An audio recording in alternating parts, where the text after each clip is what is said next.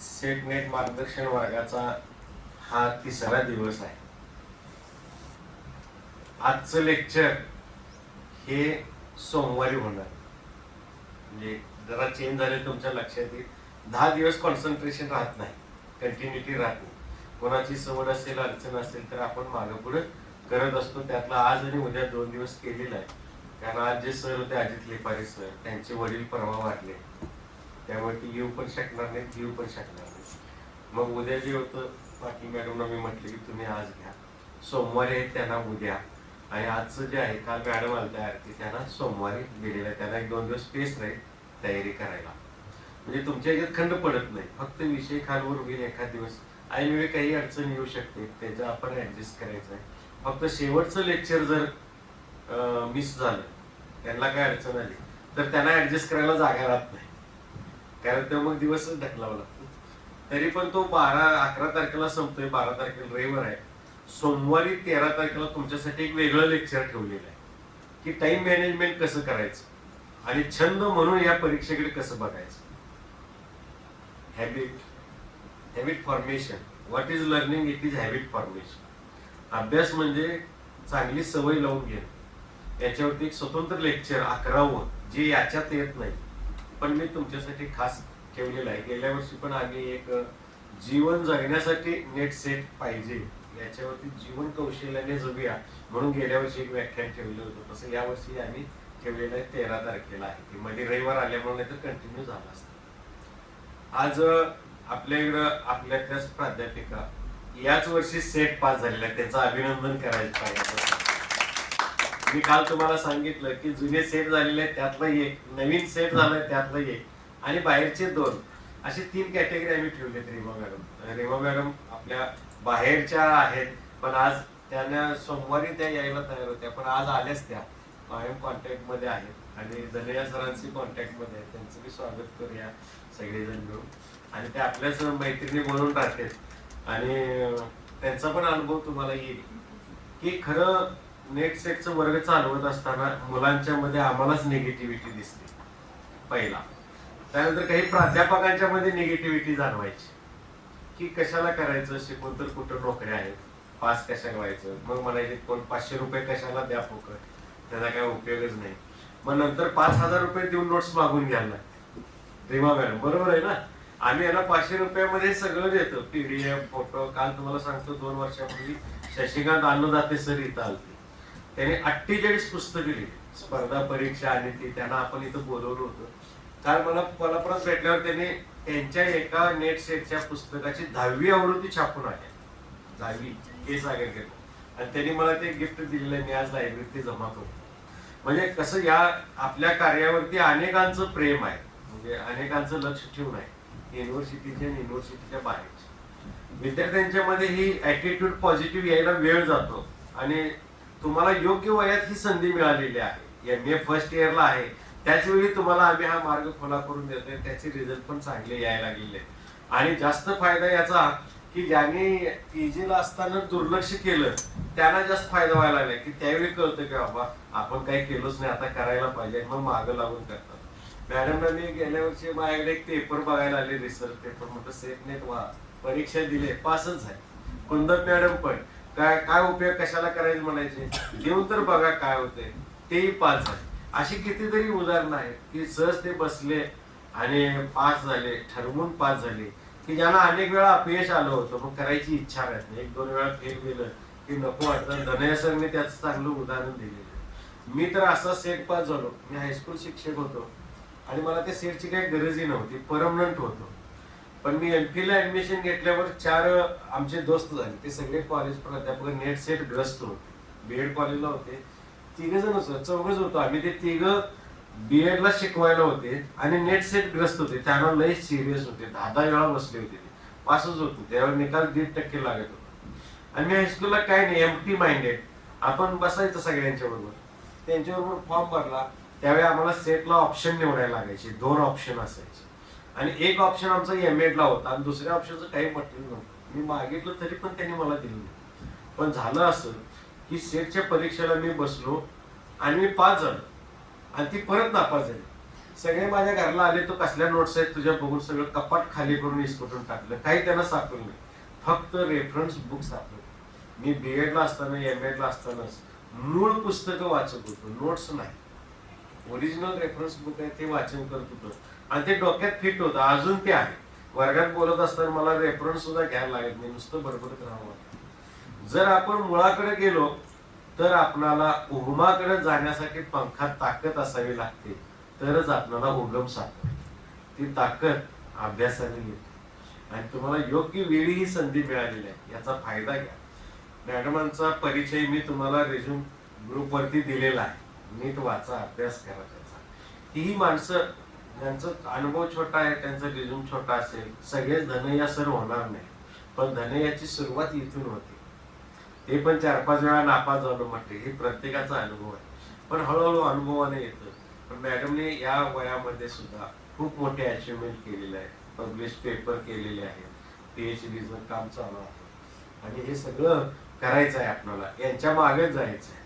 कदाचित आता हे पास झाले, तुमचा नंबर लवकर यावा आणि हे जे नवीन जुने अभ्यासक येते त्यांचा आदर्श घेऊन तुम्ही घ्यावा. ऐनवेळी त्यांना आम्ही हा विषय दिला, कम्युनिकेशन कॉम्प्रिहेन्शन त्यांना द्यायचं होतं, जो आज होता तो. परंतु सिलेक्शन मध्ये अजित लिपारे सर आले, ते पण भाषेचे होते. ते म्हणले मी कॉम्प्रिहेन्शन घेतो आणि मॅडमना कम्युनिकेशन कोणाला राहील ते मग नंतर यांना विचारून दिला आणि विचारूनच त्यांना विषय देतो. पुढच्या वेळी कदाचित कॉम्प्रिहेन्शन त्यांना देता येईल. आणि हा विषय कम्युनिकेशनला आणखी एक लँग्वेजचे माणूस सापडते. आपले प्राध्यापक आहेत आपल्या महाविद्यालयातले, त्यांच्याकडनं या विषयावरती बोलताना किंवा ते जर आपल्याला जे जाणवतं त्याच्याविषयी ज्यादा माहिती तुम्हाला आम्ही 8 लोकांना इथल्या देतो. का बरं? 8 चॅप्टरची तयारी करताना डायरेक्ट इथल्या प्राध्यापकांना तुम्हाला कॉन्टॅक्ट वाचायला संकोच वाटू नये, लगेच तुम्ही त्यांना कॉन्टॅक्ट करा, ज्यादा माहिती घ्या, पुस्तके घ्या. त्या हिशोबाने आपले हे प्राध्यापक सतत कार्यरत असतात आणि यांचं एक वैशिष्ट्य असं की विद्यार्थ्यांसाठी धडपडणारे काही मोजके प्राध्यापक आहेत, त्यांच्यामध्ये त्यांचा नंबर आहे. हे मला जाणवलेलं सांगतं. आता यांची स्तुती करून मला काय मिळवायचं नाहीच आहे यांच्याकडनं, आहे की नाही, पण जे जाणवलं ते बाय हार्ट बोलायला काही हरकत नाही. विद्यार्थ्यांसाठी प्रामाणिक काम करणारे सगळे शिक्षक करतातच, परंतु बाय हार्ट कोण करतं हे जाणवतं, त्याच्यामध्ये त्यांचा वरचा नंबर आहे. आणि ते स्वतःवर म्हटले की यावर्षी मी घेतो, गेल्याच वर्षी म्हटले होते यावर्षी त्यांनी घ्यायचंच कबूल केलं. असे 4 प्राध्यापक, काल आरती पण आलती, म्हटले की मी घेणारच म्हटले यावर्षी. काल आलते की नाही, पहिल्यांदा झाले, त्यांना विचारलं सुद्धा नाही, स्वतःहून तयार आहे. का घेतो म्हणायचं? तुमची सोय व्हावी. तुमच्यातला एक जर पास झाला म्हटला मॅडम तुमचं ते लेक्चर, आता युट्यूबवर कालचं आम्ही टाकलेलं आहे, कालचं आज पडेल त्याच्यावर, की हळूहळू एक युट्यूबवरती येत राहील, तुम्ही वारंवार पाहत राहा आणि सखोल जात राहा. ही शिदुरी आहे. मुलगी नांदायला चालली की आई सोबत शिदुरी देते, ती आयुष्यभर पुरते, फक्त पुरवून खाण्यावरती आहे. कसं पुरवायचं, कसं खायचं. तुम्हाला सगळ्यांना बेस्ट लक. थँक्यू. मॅडमांचं स्वागत. त्यांना मी विभागाच्या वतीनं महाविद्यालयाच्या वतीनं पुष्प आणि पुस्तक देतो, त्याचा त्यांनी स्वीकार करावा.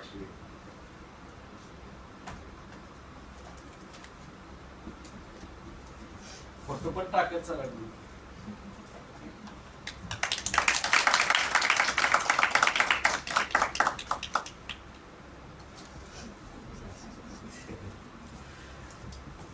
आमचं हे निमंत्रण त्यांनी स्वीकारलं, इन्व्हिटेशन लेक्चर द्यायचं कबूल केलं, त्यांना मी धन्यवाद देतो आणि त्यांना लेक्चरसाठी आमंत्रित करतो. सगळं झाल्यानंतर तुम्ही आभार मानून मगच 12:30 पर्यंत वेळ आहे, तुम्हाला लागला तर जादा घ्या, त्यानंतर कमी. ठीक आहे. तुमची PPT चालू. Hello, good morning everybody. Good morning, ma'am. Louder. Good morning. Yeah. This enthusiasm is needed to crack any kind of competitive examination.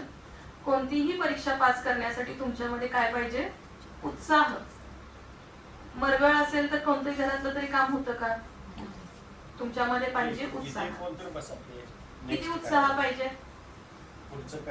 कसा उत्साह हवा?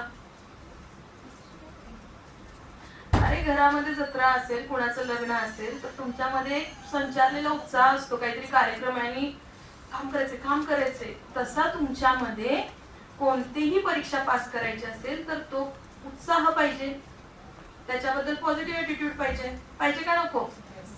हा, घरात कार्यक्रम आहे, तुम्ही असं बसलाय सुटकीच्या चेहऱ्याने, तर कार्यक्रम पार पडेल का? येणारा पाहुणा तरी काय म्हणेल, कशाला आलो यांच्याकडे, काय गरज आहे? असं होतं का? अनुभवी आहात ना तुम्ही. प्रत्येकाच्या घरात कार्यक्रम असतो. आणि मग जी परीक्षा आहे तो आपल्या जीवनाचा उत्साह आहे असं समजा. एक जत्रा असते, एक कार्निवल असते, एक फेस्टिवल असतं जे वर्षातनं एकदा येतं. जत्रा रोज असते का? कधीतरी असते. परीक्षा ही एकदा असते वर्षातून, नेक्स्ट सारखी दोनदा असेल, दोनदा असेल जत्रा त्या, पण एकदा असते. आणि मग ही अशी जत्रा जर तुम्ही व्यवस्थित तयारीनिशी पुरणपोळ्याच्या जेवणाविषयी नाही केली तर मग ती वर्षभर खंत लागून राहते का नाही मनाला? चार माणसं बोलते मी काहीच केलं नाही. परीक्षेचंही तसंच आहे. तुम्ही जर तयारीनिशी नाही उतरला तर चार माणसं तेच म्हणणार तुम्ही काहीच केलं नाही.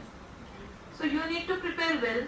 You need to think that you have to celebrate your exam. तुम्हाला काय करायचंय? आनंदाने परीक्षेला सामोरं जायचंय. त्याचा उत्साह कायम ठेवून तुम्हाला ती सेलिब्रेट करायची. काय सेलिब्रेट करायचंय? तुमचं हार्डवर्क सेलिब्रेट करायचंय त्या पेपरमध्ये.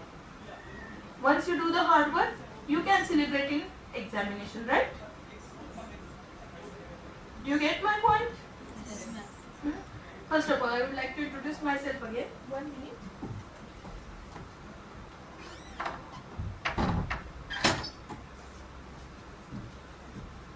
So, my name is Madhumita Patil. Madhu means sweet. Mita means friend. So think of me as your sweet friend. गोड मैत्री. Okay? कसं असतं ना, मैत्री असली की मग माणसं थोडी फ्रँक होतात. बरोबर आहे का नाही? आणि तसंच आता माझा विषय इंग्रजी आहे आणि मी सर्व माझ्या विद्यार्थ्यांना सांगत असते की भाषेला, इंग्रजी भाषेला सुद्धा तुमचं काय बनवायचंय? तुम्हाला मित्र बनवायचे. तुम्ही थोडी ना कॅप्टन मार्वल नाही तर हल्क आहे जे इंग्रजीला डिबेट मॉन्स्टर आहे तो आणि त्याला मारणार आहे. You have to make language your friend. म्हणजे तुमच्यामध्ये कुठलं बॅरियर राहणार नाही. कसलं बॅरियर? आपण कम्युनिकेशन मध्ये जे बॅरियर्स बघतो ते. Do you face any kind of barrier while communicating with others? Face करता का अडथळे? भरपूर करता. Even in English language also, right? मग हे बॅरियर्स कमी करायसाठी काय करायचंय? First, make any language your friend. बरोबर आहे ना? The friend will accompany you in every situation. मित्र हा सगळीकडे आपल्या बरोबर राहतो. बरोबर आहे का नाही? थोडंसं नाठाळ असेल, अडगट असेल, ऐकत नसेल, पण बरोबर तर असतो. So first of all, first you have to celebrate your exam and then you have to make language your friend, right? So what do you see in that screen? No, take it back. What do you see? Sky with stars. Can you tell me how many stars are there? Uncountable. But can you identify each star? Yes. You can identify each star, right?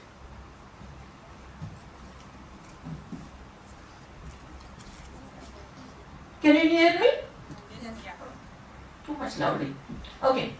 So you can identify each star. How are you able to identify each star? How can you see each star? म्हणजे तुम्हाला रात्री जे आकाशात तारे दिसतात ते का दिसतात?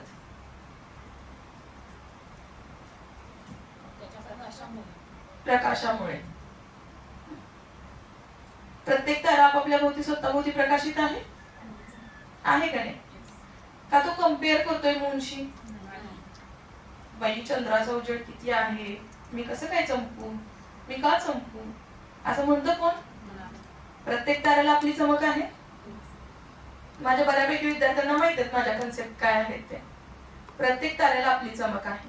आणि तसंच प्रत्येक माणूस हा इंडिव्हिज्युअल असतो. प्रत्येक माणूस हा वेगळा असतो. मग आपण दुसऱ्याशी कम्पेअर करायची का? सकाळ सकाळी आरशामध्ये तुम्ही ज्यावेळी स्वतःला बघता त्यावेळी मी ज्यावेळी मला बघते त्यावेळी माझ्यासारखी मधुमिता दुसरी कोण होईल का? मी मधुमिता आहे. I have to compete with my self. मला फक्त माझ्याशीच कॉम्पिटिशन केलं पाहिजे, मला अजून बेटर मधुमिता बनवली पाहिजे. बरोबर आहे? मी थोडी ना दीपिका किंवा अंजलिना होऊ शकणार आहे. No, I am Madhumita. I need to be Madhumita. Like that, when you are you, you have to make yourself better. Then you can shine. भव्य गर्दी आहे ताऱ्यांची, पण प्रत्येक तारा चमकताना दिसतोय ना. तसंच या पूर्ण विश्वाच्या गर्दीमध्ये तुम्हाला स्वतःचं वलय निर्माण करायचंय. ते कम्पेअर करून होईल का कुणाशी? नाही. तुम्हाला स्वतःचं वलय स्वतः निर्माण करायचंय. मग त्याच्यासाठी तुम्हाला कम्पीट कुणाशी करायचंय? स्वतःशी करायचंय. आणि माझं फेमस उदाहरण माझ्या विद्यार्थ्यांना माहित असलेलं, शाहरुख खान क्रिकेटच्या मैदानावरती 6 मारेल का? आणि सचिन तेंडुलकर डीडीची पोझिशन करून दाखवेल का? नाही. Can they do that? No. Expectation पण आपण नाही करायचे, कारण ते इंडिव्हिज्युअल आहेत आणि प्रत्येकाची पोझिशन ही वेगळी आहे. बरोबर आहे ना? म्हणजे आता तुम्ही कॉम्पिट स्वतःशी करून स्वतःला बेटर बनवायचं आहे. बरोबर? बनवणार का? उत्साहाने. And you will celebrate your every exam, not just set net, but your regular program exams also, right? जे तुमचे रोजचे एक्झाम असतात ते, it's a carnival of your hard work. Make it beautiful. Okay? Next, please. So, today's topic is communication. So, what is mean by communication? Somewhat. Is the world running on the word communication? Communication नसेल तर जग चालेल का? Communication हवंय, सगळीकडेच हवंय. Communication करता येतं म्हणूनच माणसाची प्रगती झालेली आहे, because he is able to share his ideas with each other. Animals are not that much able as human to share their ideas. Otherwise, they may have living here in this room. They are living in their own places. But we are living in this place. We are constructing because of sharing of the thoughts, because of sharing of the idea. That's the importance of the communication. Right? Thinking and communicating with others. Even sometimes we communicate with ourselves also. Right? Let's see what is communication. Next man, please. Communication is defined as the process of passing information, understanding from one person to another. It is essentially a bridge of meaning between people. It is a bridge between meaning. So you have to convey something to the somebody. Then it makes a communication. Right? There are so many definitions. I have chosen only 3. All communications is essentially sharing information or some message. Communication is the most important of our social activities. Every day we are a part of this activity, communication. Right? We share our communication ideas. And there are some types of communication. We can classify communication as interpersonal. Do you know the word interpersonal? To self. स्वतःशी साधलेला संवाद. आणि मग तो आपल्या डोक्यामध्ये जो विचार चालू असतो तो आपल्यातच चालू असतो. आपण आपल्याच मनाला उत्तर विचारत असतो आणि आपण आपल्याशीच बोलत असतो. त्यानंतर इंट्रापर्सनल, 2 व्यक्तींमधला संवाद. हु आर द 2 पीपल्स? कुणीही 2 व्यक्तींमध्ये जो संवाद होतो तो intrapersonal. After that group communication. तुम्ही 4 चौघी बसलाय, तुमचं चांगलं मस्त गॉसिप चालू आहे. It's a kind of group communication. Even this lecture is group communication. If the hall was full, it can be the mass communication. Right? And then upward, downward. Upward means if I am talking to my head, it will be upward communication. It defines the positions. Then, if I am talking with you, it will be the downward communication. Right? After that, diagonal, formal, informal and oral. What is formal and informal? You already know these concepts. Formal means औपचारिक, अनौपचारिक. मग formal communication कुठे कुठे होतं? ऑफिसेसमध्ये तुम्ही class टीचरशी बोलताय, बँकेमध्ये कर्मचाऱ्यांशी बोलताय. It is a kind of formal communication. मैत्रिणी बोलताय, घरातल्यांशी बोलताय. हे कसलं कम्युनिकेशन झालं? इनफॉर्मल कम्युनिकेशन झालं. आणि त्याच्यामध्ये दोन प्रकार असतात, रिटन अँड ओरल कम्युनिकेशन. म्हणजे verbal, non verbal.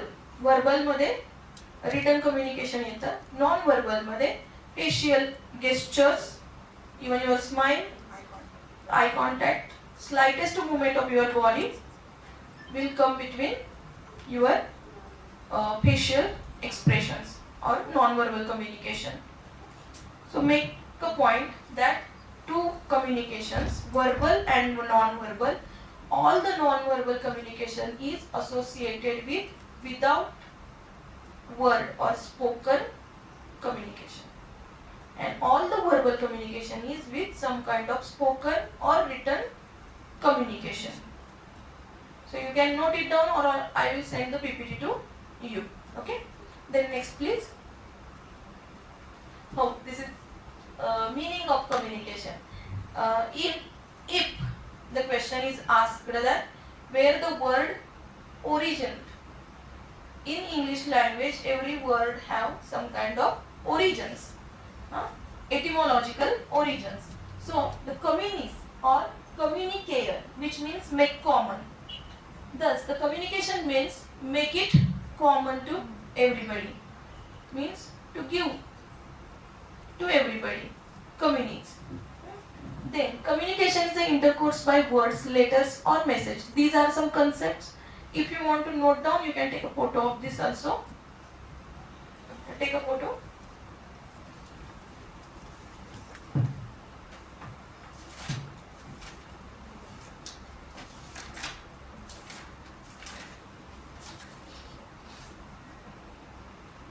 Next please. Have you taken the photo?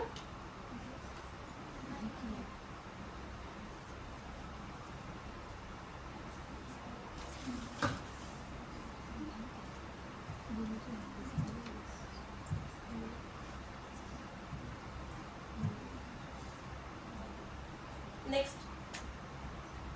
Okay. So communication is what? It is a process of exchanging information, first ideas, thoughts, feelings and emotions. So this is the main purpose of the communication, to share. What is the purpose of communication? To share. Then through these are the mediums to share.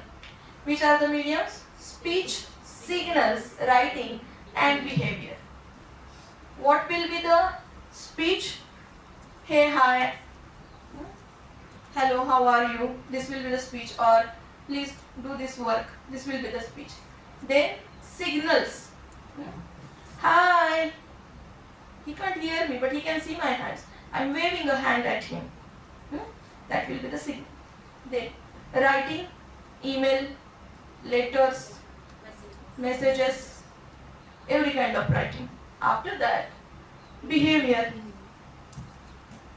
No, my family will know that I'm angry. Because I'm not talking. I'm silent. My behavior will show that. Right? That I'm angry. So these are the mediums of the conveying your message to somebody by the means of communication. Next please.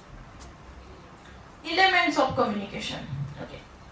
So everything have the elements. Communication have some elements like communicator, message, transmission, channel, receiver and response. So let it make it easy. What is communicator? Denara means sender.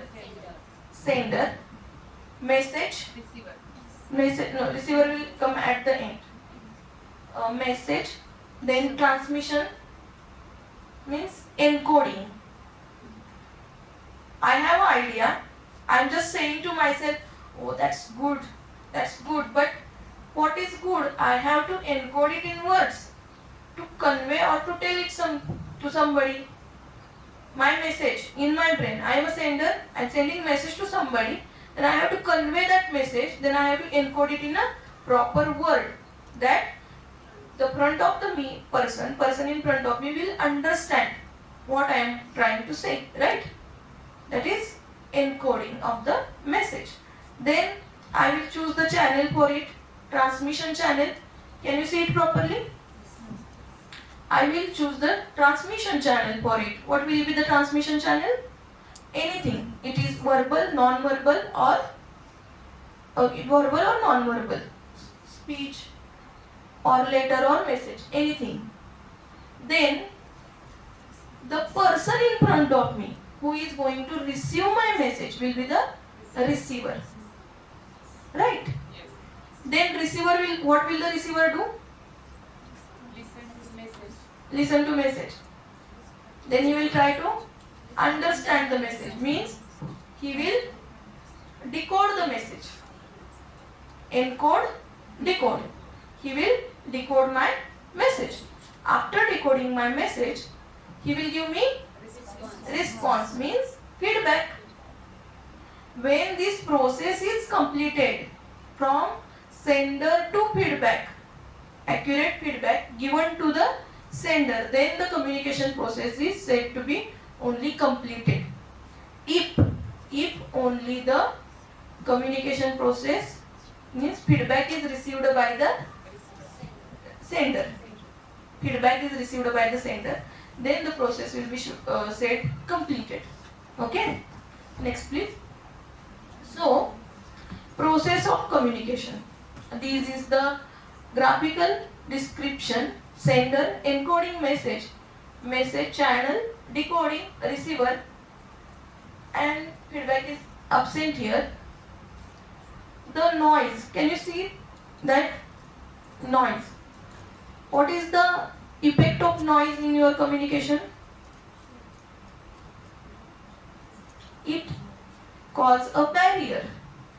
If I am talking in the public, if we are talking here and the junior college student are going from from this passage, they are making noise.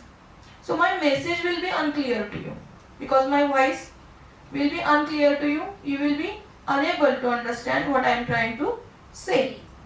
That is the noise barrier. Next. Process of communication. So, as I have already said you, sender encoding message, channel, receiver, decoding, feedback.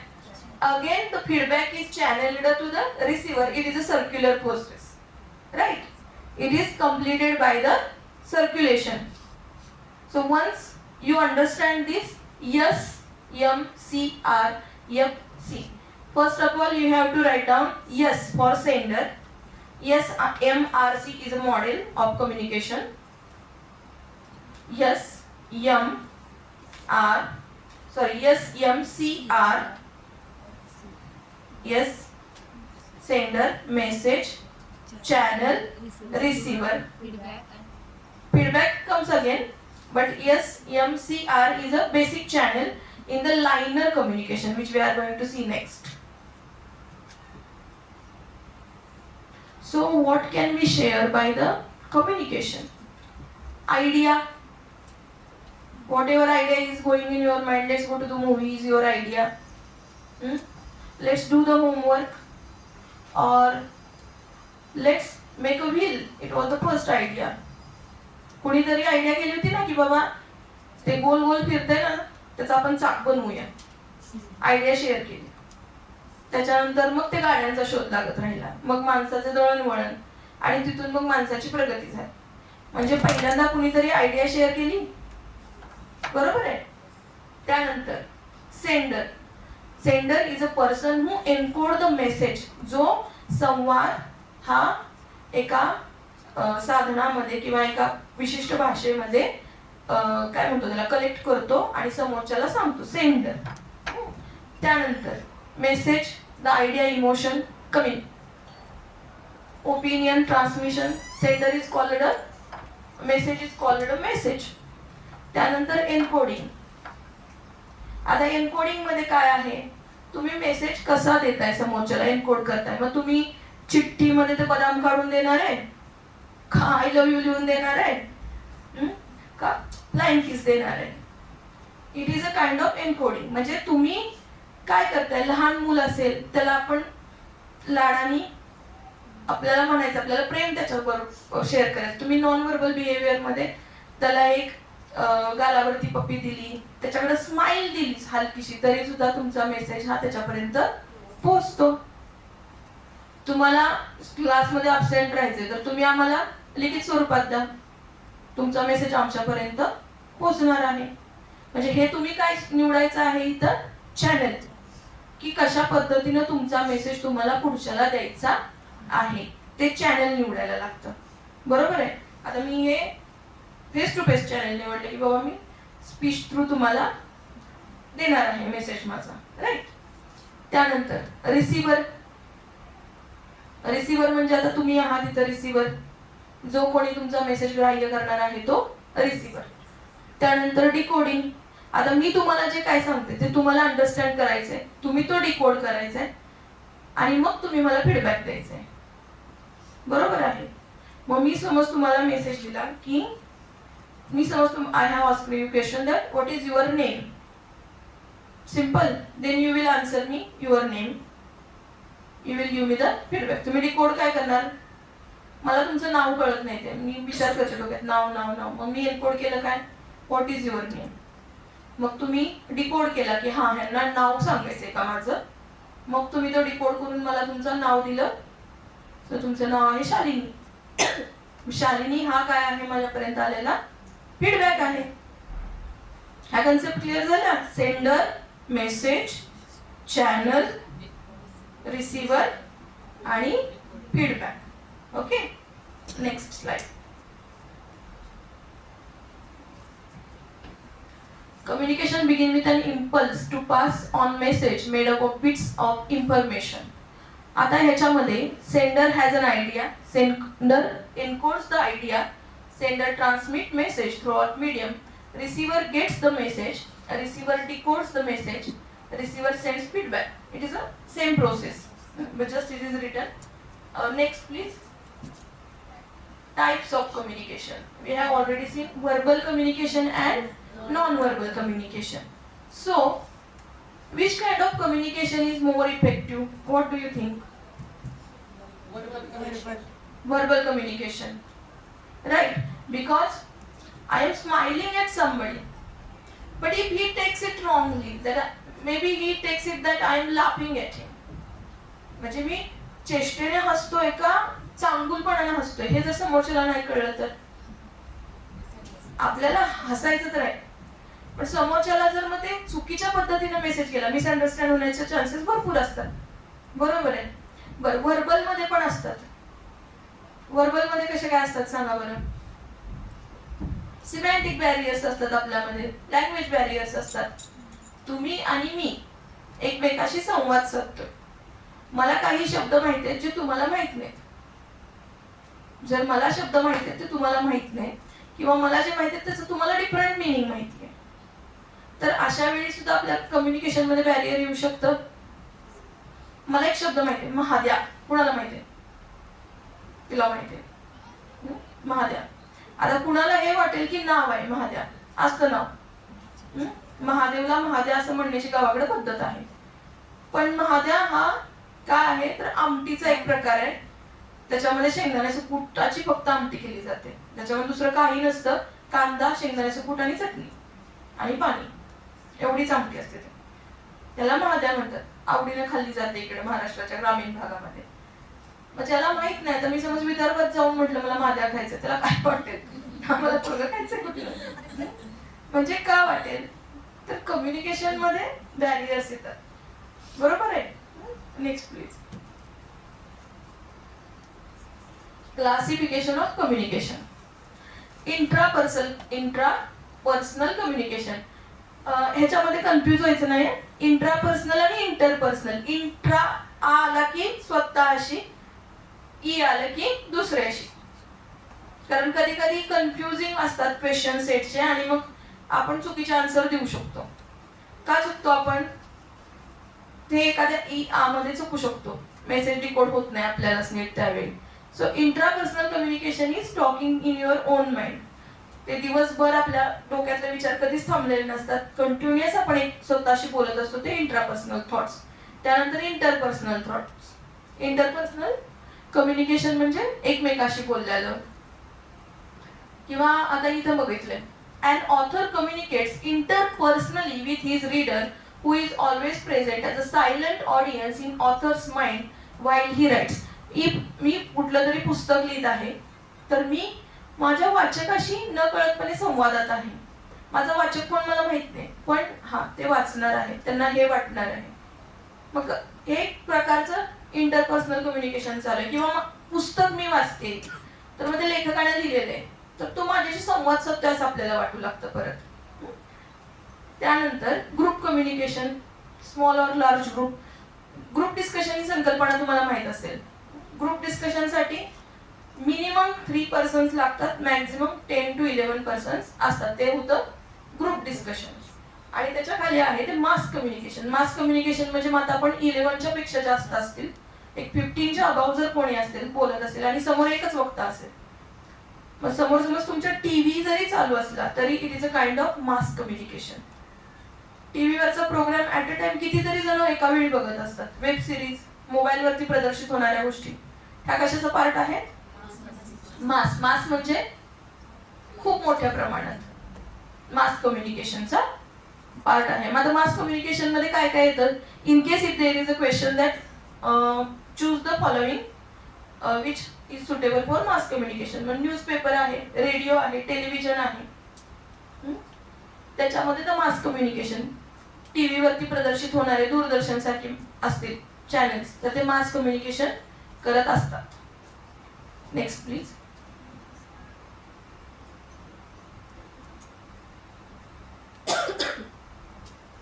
Informal communication. आता informal communication म्हणजे even in the office. म्हणजे तुम्हाला situations देते, मी ऑफिसमध्ये आहे आणि मी माझ्या कलिगशी lunch time मध्ये काहीतरी बोलत आहे. कधी बोलत आहे? लंच टाइम मध्ये. ते इनफॉर्मल कम्युनिकेशन झालं. सगळे कम्युनिकेशन जे ऑफिस लेवलला होतात ते फॉर्मल असतात का? नाही. It is depended on the situation also. Formally कधी आम्ही मीटिंग मध्ये आहोत तर आमचं कम्युनिकेशन हे कसं असणार आहे? फॉर्मल असणार आहे. आणि जर आम्ही मीटिंगच्या व्यतिरिक्त भेटलोय बाहेर, इथं कॉरिडॉर मध्ये आहोत, तर आमचं कम्युनिकेशन कसं असणार आहे? इनफॉर्मल कम्युनिकेशन असणार आहे. त्यानंतर डाऊनवर्ड कम्युनिकेशन. मग आता हायरार्किकल सिस्टीम तुम्हाला माहिती आहे. तुमच्या घरामध्ये वडील असतात, आई असते, तुम्ही असतात, तुमचा मोठा भाऊ असतो, तुम्ही लहान आहे समजूया आपण. तर मग वडिलांकडून तुमच्यापर्यंत मेसेज आला, तो म्हणजे डाऊनवर्ड कम्युनिकेशन.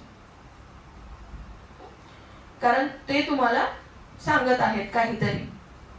त्यानंतर अपवर्ड कम्युनिकेशन म्हणजे तुम्ही वडिलांना माहिती पुरवताय काहीतरी, मला कॉलेजला जायचंय, मला बससाठी पैसे पाहिजेत किंवा काय. हे कसं झालं? अपवर्ड. खालून वर जाणार. खालून म्हणजे लहानापासून मोठ्यापर्यंत जाणार. कोणत्याही ऑफिसेस मध्ये सुद्धा, म्हणजे आता समज पिऊन आहेत, क्लार्क आहेत, नंतर हेड आहेत, अशी जी हायरार्की असते त्याच्यानुसार अपवर्ड आणि डाऊनवर्ड. खालून वर जाणारं अपवर्ड, वरून खाली येणारं डाऊनवर्ड कम्युनिकेशन. डाऊनवर्ड कम्युनिकेशन हा मोस्टली कसा पार्ट असतो? फॉर्मल पार्ट असतो बऱ्यापैकी. इन्स्ट्रक्शनल पण असतो, कारण त्याच्यामध्ये तुमची बॉस तुमच्याशी थोडी गप्पा मारणार आहेत. इन्स्ट्रक्शनल तुमच्याशी बोलणार, तुम्हाला काहीतरी ते माहिती देणार, म्हणजे ते डाऊनवर्ड वाला. अपवर्ड वाला पण बऱ्यापैकी इन्फॉर्मेशन देत असतं वरती, हे असं आहे, ते तसं आहे. सूचना देऊ शकत नाहीत, ते इन्फॉर्मेशन प्रोव्हाइड करतात. डाऊनवर्ड कम्युनिकेशन मध्ये तुम्हाला सूचना मिळू शकतात, म्हणजे तिथं आज्ञार्थी असू शकतं कम्युनिकेशन. Next please.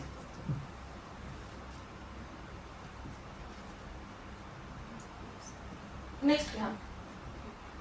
आता व्हर्बल कम्युनिकेशन मध्ये ट्रान्समिटेड व्हर्बली. आता तुम्हाला सांगितलं keep it short and simple. Verbal communication short and simple का ठेवायचं? पुढच्याला सहज कळण्यासाठी इन द सेन्स खूप बडबडणाऱ्या माणसाजवळ तुम्ही जाल का?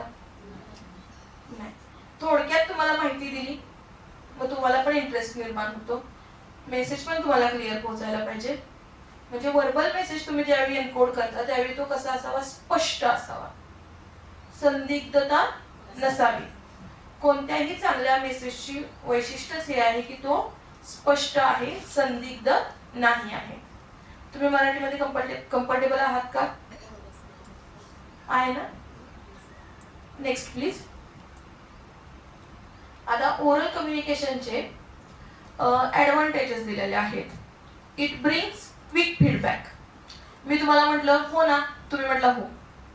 किती वेळात फीडबॅक मिळाला मला? 2 सेकंदमध्ये. म्हणजे ह्याच्यामध्ये फीडबॅक हा क्विक असतो ओरल कम्युनिकेशन मध्ये, राईट. त्यानंतर फेस टू फेस कॉन्व्हर्सेशन आहे. म्हणजे तुम्ही हो जरी म्हटला तरी मला तुमच्या चेहऱ्याकडे बघून कळते की तुम्ही नाराज आहात, तुम्ही मनाने हो म्हणताय का नाही म्हणताय, का तोंड असं करून असं करताय. म्हणजे I can understand you, right. The feedback is very convenient in this process. त्यानंतर डिसएडव्हान्टेजेस काय आहेत? In face to face discussion user is unable to deeply think about what he is delivering, so this can be counted as fault. कधी कधी slip of tongue होतं, आपण घाईघाईत आवेगात बोलतो आणि त्यामुळे समोरच्याला मिसअंडरस्टँडिंग पण होऊ शकते. फेस टू फेस कम्युनिकेशन मध्ये एक शब्द वापरायचा असतो पण दुसरा शब्द वापरतो. मग अशा वेळी फेस टू फेस कम्युनिकेशन मध्ये मिसअंडरस्टँडिंग फक्त कधी होते? ज्यावेळी समोरच्याला तुमचा शब्द समजत नाही. म्हणजे ते मग बॅरियर्स मध्ये येतात, शब्द न समजणे. किंवा आता मी माझ्या मुलाला समज काही सांगते 4 वर्षाच्या, तर त्याला आता मी कम्युनिकेशन शिकवलं, त्याला कळेल का? हा गॅप पडणार तुमच्यामध्ये. जे काही बॅरियर्स येतात ते असे येतात. एज येतं, जेंडर येतो, असे बरेच बॅरियर्स असतात. नेक्स्ट. आता written communication. In written communication written signs और symbol are used to communicate. Symbols तुम्ही यूज करता व्हॉट्सअप वरती, स्माइलीज, इमोजीज, हसलेलं, रडलेलं, फुगलेलं नाक, काय काय असतंय ना, ते बऱ्याचपैकी तुमचं ते चालू असतं यूज करायचं. त्याच्या थ्रू तुम्ही कमीत कमी भाषेचा वापर करून आपला मेसेज समोरच्यापर्यंत पोहोचवता. In written communication message can be transmitted via email, letter, report, memo, etc. म्हणजे रिटर्नचे जेवढे काही प्रकार आहेत ते रिटर्नचे प्रकार इथं आहेत. तुम्हाला ते आताची जी पद्धत आहे सेटनेटची प्रश्न विचारण्याची, ती एक प्रश्न न विचारता 4 ऑप्शन पैकी किती ऑप्शन बरोबर आहेत असं विचारलं, ABCD. मग त्याच्यातलं ABC बरोबर आहे का, CBD बरोबर आहे, असे 4 ऑप्शन असतात अजून, आणि त्यातला एकच फक्त चुकलेला असतो. म्हणजे तुम्हाला कन्फ्यूज करायला त्यांनी आता नवीन पद्धत वापरली. म्हणजे एक जिथं 4 प्रश्न तयार होतात तिथं त्या 4 प्रश्नाचं मिळून एक प्रश्न तयार करण्याचं चालू आहे सध्या. म्हणजे तुम्ही बघा, एकदा पेपर अनालिसिस करा, तुम्हाला लक्षात येईल. आता ऍडव्हान्टेज काय आहे? Message can B edited and revised. बरोबर आहे. तुम्हाला वाटलं चुकलंय बाबा मी लिहिलेलं, खुडा परत लिहा. You can attempt to edit your message. Face to face conversation मध्ये बोललो शब्द मागं घेता येत नाही, बरोबर आहे का? लहानपणी कधी म्हण ऐकली असेल माहितीये, रेडिओवर बोलल्याला मी परत कधी जात नाही, बोललो गेला तो मेसेज, बरोबर आहे का नाही? पण रिटर्न मध्ये at least you can change it, you can revise it और यू कॅन एडिट इट. त्यानंतर disadvantages. Return communication doesn't bring instant feedback. बरोबर आहे. तुम्ही ईमेल पाठवलाय मला, तुम्ही ईमेल पाठवलाय मॅडमला आणि तुम्हाला अपेक्षित आहे की मी रिप्लाय द्यावा, पण मी जोपर्यंत माझा मोबाईल हातात घेणार नाही, लॅपटॉप उघडणार नाही, तोपर्यंत मला तुमचा मेल दिसेल का? No, it is I am unable to watch your email और give you the feedback. So process of feedback is slow in written communication. Process of feedback is fast in the face to face communication. त्यानंतर non verbal message. As you know, these are the photos of someone. And non-verbal communication मध्ये हे सगळं तुमच्या फेसवरती depend असतं. Because आपला चेहरा हा आपल्या मनाचा आरसा असतो, डोळे, आणि तुम्ही कितीही कसंही म्हटलं तरी बऱ्याच वेळा तुमच्या डोळ्यातून तुमच्या फिलिंग्स कळतात.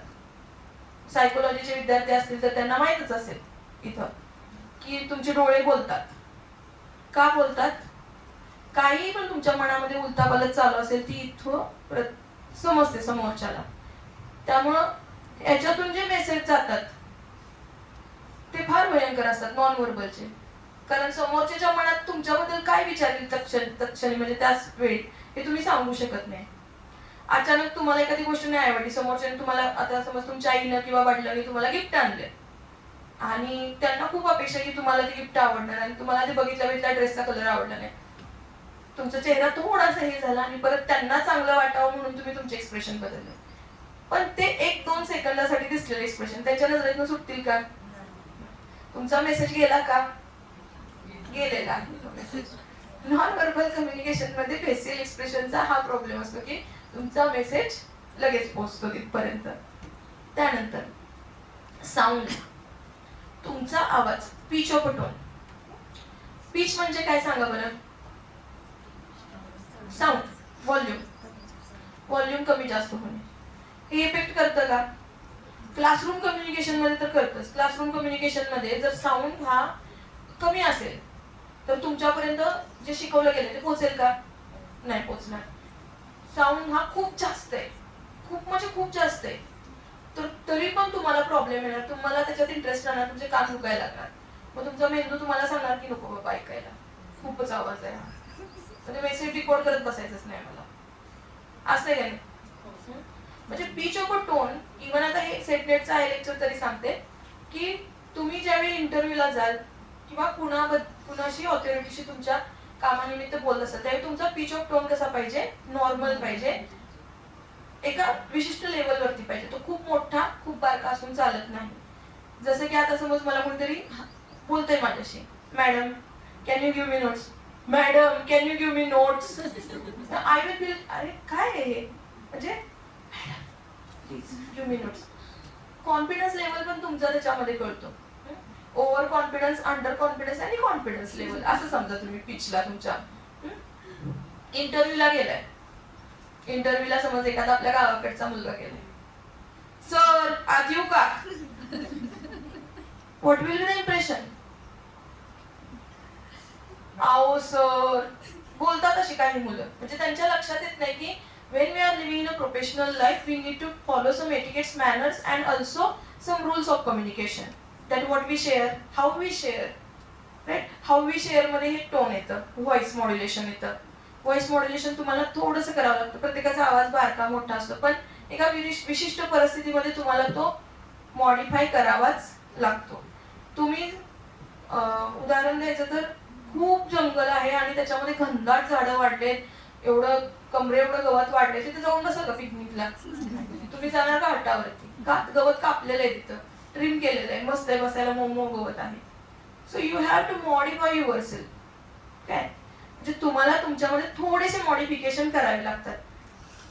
म्हणजे आपले महाराज म्हणतात, तुकाराम महाराज की ठेविले आनंदे तैशीचे राहावे तुका म्हणे, पण ते कुठं? मनामध्ये. बाकी आपल्याला ग्रूमिंग करावं लागतं, बाकी आपल्याला मॉडिफिकेशन केलंच पाहिजे. Interpersonal communication. आता इंट्रापर्सनल मध्ये कुठले कुठले कम्युनिकेशन येतात बघा? सायलेंट टॉक, सायलेंटच असतं बऱ्यापैकी, डोक्यात काहीतरी चालूच असतं आपल्या, ते सायलेंट टॉक. सकाळी सकाळी कुणाच तरी स्टेटस बघितल्यावरती पण ते चालू होती विचार प्रक्रिया तुमच्या अलीकडे, मोबाईल हातात घेतला की ते चालू होतं, ते silent talk. Question, suggestion, self talk, mirror talk, partner talk, written self talk, self conversation, self talk मध्ये येतात. रिटर्न म्हणजे स्वतः बरोबर असं काहीतरी सह्या करायची सवय असते लोकांना, ते सेल्फच करत असतात रिप्रेझेंट, तिथं स्वतःशीच कम्युनिकेट करत असतात. आपण माझी सही बरोबर आहे का, माझी चुकली आहे का, हे थोडंसं वेगळं केलं तरी छान दिसेल का, आपण स्वतःशीच कम्युनिकेट होत असतो ना त्यावेळी. मिरर मध्ये आता मी जसं सकाळी म्हणते की I need to be better मधून मी एव्हरी डे, कुणाशी करते मी talk? I talking with my self. That's intrapersonal. Next please. Interpersonal communication. आता इनफॉर्मल कॉन्व्हर्सेशन असतं बऱ्यापैकी 2 पर्सन मध्ये. इमॅजिन तुम्ही तुमच्या मैत्रिणीशी बोलताय, कॉलेजमधून बाहेर पडता, कसं तुमचं टॉक असतं, कसं गॉसिप असतं. पोरांचं पण असतं, पोरांचं पिक्चरच्या थिएटरच्या बाहेर असतं, पिक्चर बघून बाहेर पडलं किंवा एखादा ट्रेलर जरी बाहेर आला तरी त्यांचं दिवसभर त्याच्यावर चर्चा चालू असते की नाही दादा चालू? त्यानंतर आज नाही थांबा. Examples are when you are talking to your friends, a teacher and students discussing an assignment. a patient and doctor discussing a treatment, a manager and potential employee during an interview. आता जर विचारले interview कोणत्या टाईपचा आहे, interpersonal. Group डिस्कशनचा आहे का, मास मीडियाचा आहे का, इंट्रापर्सनल आहे का, इंटरपर्सनल आहे. कारण तो दोन व्यक्तींमधला संवाद आहे. तुम्हाला हिंदीच्या विद्यार्थ्यांना आहे मुलाखत, काहीतरी आहे ना, सक्षम साक्षात्कार म्हणून आहे तुम्हाला हिंदीच्या विद्यार्थ्यांना. आणि साक्षात्कार बस दो ही लोगों के बीच होता है, right. Next please. Small group communication. आता फॉर्मल आणि इनफॉर्मल कम्युनिकेशन असतं. घरामध्ये बर्थडे पार्टी आहे, 5 माणसं जमल्यात, तुमच्यामध्ये इनफॉर्मल कम्युनिकेशन चालू आहे. मीटिंग चालू आहे कॉलेजमध्ये, 5-6 शिक्षक जमलेत, फॉर्मल कम्युनिकेशन. तसं स्मॉल ग्रुप डिस्कशन आहे. आता ह्याच्यामध्ये काय आहे, examples would be the group planning, a surprise birthday party for someone, a team working together on project. तेच मी सांगितलं, ते मीटिंग चालू आहे, मीटिंग मध्ये ठरवायचं चालू आहे की बाबा ह्या पोरांची अटेंडन्स वाढवायची, ह्यांना फी ठेवायची का, त्यांच्यासाठी पेनल्टी ठेवायची का. आम्ही कॉलेजला असताना आम्हाला 500 रुपये दंड होता हजेरी, म्हणजे जर तुमची हजेरी विशिष्ट पद्धतीने भरली नाही तर. आम्ही फी नाही भरली तर मग आम्हाला परीक्षेचा फॉर्म नाहीत मिळायचे. तसं तुम्हाला करायचं का, ह्याच्यासाठी आमची मीटिंग आहे. तर ती कशी झाली, स्मॉल ग्रुप डिस्कशन. मीटिंग कुठली पण. तुमच्या मैत्रिणीचा बर्थडे, तुम्ही 4 जणी जमलाय की तिला गिफ्ट काय द्यायचं, किती कॉन्ट्री काढायची, इनफॉर्मल ग्रुप डिस्कशन. बरोबर. Next please. 1-to group communication involves a speaker who seeks to inform, pursue and motivate an audience. मी जे करते ते, I need to motivate you, I need to give the information, right? Me speaker आहे, तुम्ही group आहात, मी तुमच्या ग्रुपशी बोलत आहे आता. तुम्ही एक सेटनेटच्या संदर्भात जमलेला विद्यार्थ्यांचा ग्रुप आहात आणि मी तर स्पीकर आहे. Speaker to small group can also be the group communication. Next please. आता मास कम्युनिकेशन मग अशी सांगितलं ते. Mass communication means electronic or print transmission of message to the general public outlets called mass media, including like radio, television, film and printed materials designed to reach large audience. Newspaper large ऑडियन्सला पोचतो का, पोचतो. त्यानंतर जाहिरातीचे ते pamphlet तयार केले जातात, ते पोचतात का तुमच्यापर्यंत, पोचतात. म्हणजे ते काय आहे, मास मीडियाचा प्रकार आहे. लार्जर स्केलवरती ज्यावेळी लोकांना अफेक्ट करतं कम्युनिकेशन ते. त्यानंतर अजून त्याच्यात काय उदाहरण आहेत बघा, बुक्स पण आहेत. बिलबोर्ड्स. बिलबोर्ड्स म्हणजे काय, येता जाता ते होर्डिंग बघता का, मास कम्युनिकेशन साठीच आहे. त्याला पर्टिक्युलर श्रोता नाहीये. पर्टिक्युलर श्रोता असतो इंटरपर्सनल कम्युनिकेशन मध्ये किंवा जास्तीत जास्त ग्रुप डिस्कशन मध्ये, ग्रुप कम्युनिकेशन मध्ये. ह्याच्यामध्ये पर्टिक्युलर श्रोता नाही, श्रोते सगळे आहेत, ज्याला घ्यायचे त्याला घ्यायचे. बरोबर आहे. हे काय झालं, मास कम्युनिकेशन. पेपर पुढारी आहे, लोकमत आहे, दैनिक सकाळ आहे, सगळे आहेत. जो जे वाचेल ते वाचेल. कोण पुढारी वाचेल, कोण सकाळ वाचेल, सगळ्यांपर्यंत पोहोचणार. Next please. आता बॅरियर्स. आता प्रत्येक ठिकाणचे बॅरियर्स असतात. बॅरियर्स म्हणजे काय सांगा बरं मला. व्हॉट म्हणजे काय मॅडम, काय म्हणजे व्हॉट, अडथळे. झालं. अरे अडथळे म्हणजे नक्की काय होतं कम्युनिकेशन करताना. बरं चला, तुम्हाला एक उदाहरण विचार. इंग्लिश शिकताना तुम्हाला काय प्रॉब्लेम, भाषेचा प्रॉब्लेम येतो, व्याकरणाचा, भाषेचा, व्याकरणाचा, कॉन्फिडन्सचा. हे तुमचे कम्युनिकेशनचे बॅरियर्स आहेत. बरोबर. मग आता त्या बॅरियर्सला पण नावं आहेत. एक पर्टिक्युलर साच्यामध्ये ते ढाळलेले असतात. रिसर्चर्सनी त्याच्यावर खूप रिसर्च केलेला असतो आणि मग त्याला एक उदाहरण म्हणजे नाव दिलेलं असतं. आता त्याचं पण नामकरण काय काय ते बघायचं नंतर. There are lot of cause of misunderstanding and misinterpretation of message communicated as a process of communication. म्हणजे बॅरियर्स ज्यावेळी असतात त्यावेळी काय होतं, मिसइंटरप्रिटेशन, मिसअंडरस्टँडिंग होते. मिसइंटरप्रिटेशन म्हणजे बांगलादेशमध्ये कोणतरी गेलाय आणि म्हटलं की मला 2 खोकी द्या. मी काय म्हणतात, बांगलादेशमध्ये 2 खोकी मागितलं, त्याला सामान न्यायचे रे, त्याला काहीतरी सामान घेतले, सामान न्यायचे. तर म्हटलं दुकानात म्हटलं 2 खोकी द्या. तो माणूस त्याला हाणणार का, हाणणार, त्यांच्याकडे खोका म्हणजे पोरगी, खोकी म्हणजे पोरगी आणि खोका म्हणजे पोरगा. हा त्यांचा शब्द आहे का तिथलं वापरले जाणार. आपल्याकडे पोरगा पोरगी म्हणतात ना, ते खोका खोकी म्हणतात. मग आता त्याला हाणणार का नाही सांगा बरं, 2 खोकी मागितल्यावरती. हे काय आहे, बॅरियर्स आहेत, म्हणजे सिमेंटिक बॅरियर्स झाले किंवा लँग्वेज बॅरियर्स झाले. मग काय होतं, मिसअंडरस्टँड होतं ना. हे कशामुळे होतं, बॅरियर्स म्हणून. बॅरियर्स वरती जवळ पुढं. आता problems, barriers, breakdowns may arise at any levels. Sender's level, सेंडरला पण बॅरियर्स येतात. सेंडरला बॅरियर्स काय येऊ शकतात आपण बघूया. Organising thought, ideas, message, encoding message. म्हणजे तुमच्या डोक्यामध्ये खूप छान आयडिया आहे की असं असं मला घर लावायचंय किंवा असं असं मला प्रोजेक्ट करायचंय, पण तुम्ही जर तो सिक्वेन्शियली जर मांडू शकला नाही, तुम्हाला जर ती आयडिया एन्कोड नाही करता आली, म्हणजे मी काय म्हणते, शब्दबद्ध करायची पण एक कला असते. आणि मग ती शब्दबद्ध जर तुम्हाला करता आली नाही कोणत्याही प्रकारे, मग ते सिम्बॉल्स असतील, शब्द असतील, कशाही प्रकारे, तर तो बॅरियर कुठून सुरू होणार, तुमच्याकडूनच जाताना मेसेज स्पष्ट जाणार नाही. तो कुणाचा बॅरियर झाला, सेंडरचा बॅरियर झाला. त्यानंतर receivers, receiving the message, decoding the received message, understanding, interpreting the message.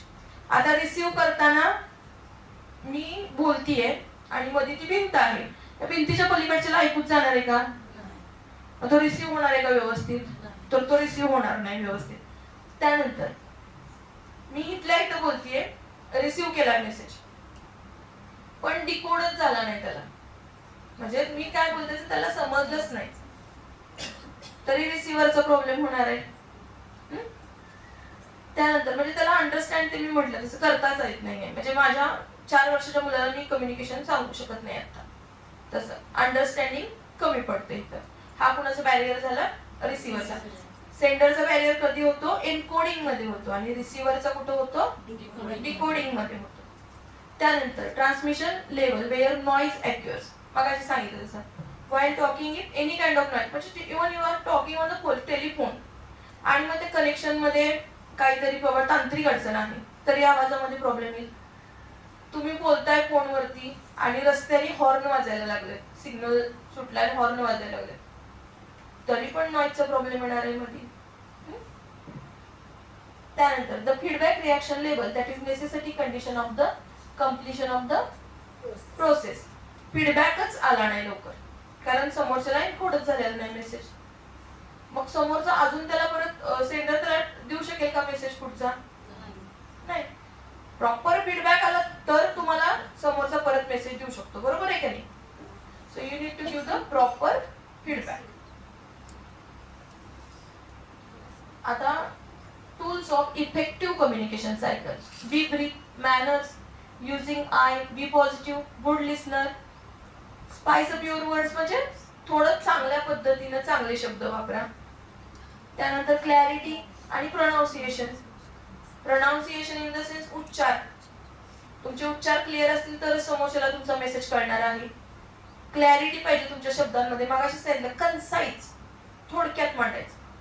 सगळीकडे नाही, फ्रेंडशी बोलताना तुम्ही वेगळ्या पद्धतीने बोलता, पण most of the formal communication you have to make it clear, your point. फापट पसारा एवढं म्हणजे पुस्तक भरून लिहून चालेल का तुम्हाला काय सांगायचंय ते, तुम्हाला थोडक्यात लेटर लिहायचंय ना, थोडक्यातच लिहिलं पाहिजे. म्हणजे 1 ते 2 पॅरेग्राफ कन्साइज असलं पाहिजे तुमचा मेसेज. म्हणजे तुम्हाला उदाहरण द्यायचं तर तुम्ही लेटर लिहिता, त्याचा सब्जेक्ट लिहावा लागतो, किंवा ईमेल मध्ये पण सब्जेक्ट नावाची गोष्ट असते. सब्जेक्ट 4 ओळीचा 5 ओळीचा लिहून चालेल का, सब्जेक्ट हा कसा असला पाहिजे, कन्साइज असला पाहिजे. म्हणजे लगेच समोरचा म्हणेल हा तो उपयोगाचा आहे का, हा मेल उघडून बघितला पाहिजे आपण. तुमची सब्जेक्ट लाईन इंडिकेट करते ना की तो मेल बघायचा का नाही बघायचा ते. कन्साइज वर्ड वापरायचे. Next please. आता हे काही नवीन वापरायला सुरुवात केलेली शब्द आहेत, ह्या ज्या टर्म्स आहेत ह्या मला वाटतं सायकोलॉजी मध्ये आणि सोशिओलॉजी मध्ये आहेत, आणि मास कम्युनिकेशन नावाचा जो पेपर असतो त्याच्यामध्ये आहे. तर आता पहिली टर्म बघा, kinesics, the study of how we use body movements and facial expression. म्हणजे ज्यावेळी आपण बोलतोय, आता मी बोलतीये, I am using my hands, I am waving it, I am looking into your eyes, that's the process of using your body movements. This is called kinesis, and you have to म्हणजे काय तुम्हाला हे पाठच करावं लागेल, कारण ह्याला अशी मला पण ट्रिक माहित नाही, हे पाठच करावं लागतंय. त्यानंतर हेप्टिक्स, स्टडी ऑफ टच, जे पण हाताने हे केलं जातं, धपाटा मारणे असू दे किंवा कुरवाळणे असू दे, स्टडी ऑफ टच. त्यानंतर proxemics, study of how our use of space influence the ways we relate with others. त्यानंतर chronemics, how people use time. आणि paralanguage, describe vocal qualities such as pitch, volume, inflection, rate of speech and rhythm. मग असे सांगितलं ते pitch of a tone, तुम्ही rhythm मध्ये कोणत्या बोलताय. त्यानंतर किती पॉज घेताय, मला तुम्हाला काहीतरी सांगायचं. समोरच्या मनामध्ये तुम्ही उत्कंठा ताणून ठेवली पाक एकदम, काय सांगायचं, काय माझ्याबद्दल बोलतोय का कोण, काय असं वाटतं ना तुम्हाला. हा मग ह्या सगळ्या गोष्टी ह्याला पॅरालँग्वेज म्हणतात. म्हणजे माझ्यासाठी तरी पॅरालँग्वेज कन्सेप्ट ही आता नवीन आणि तुमच्यासाठी इम्पॉर्टंट आहे. पॅरालँग्वेज कन्सेप्ट, तर हे काही नवीन टर्म्स आहेत जे कम्युनिकेशन मध्ये इन्क्लूड केले गेले. UGC नेटच्या पेपर्स बघता, आताचे जे रिसेंट पेपर आहेत 4 त्याच्यानुसार. Next please. आता मॉडेल्स ऑफ कम्युनिकेशन. आता त्याच्यामध्ये लायनर कम्युनिकेशन असतं. लायनर इन द सेन्स एका रेषेत होणार, सरळ रेषेत होणार communication.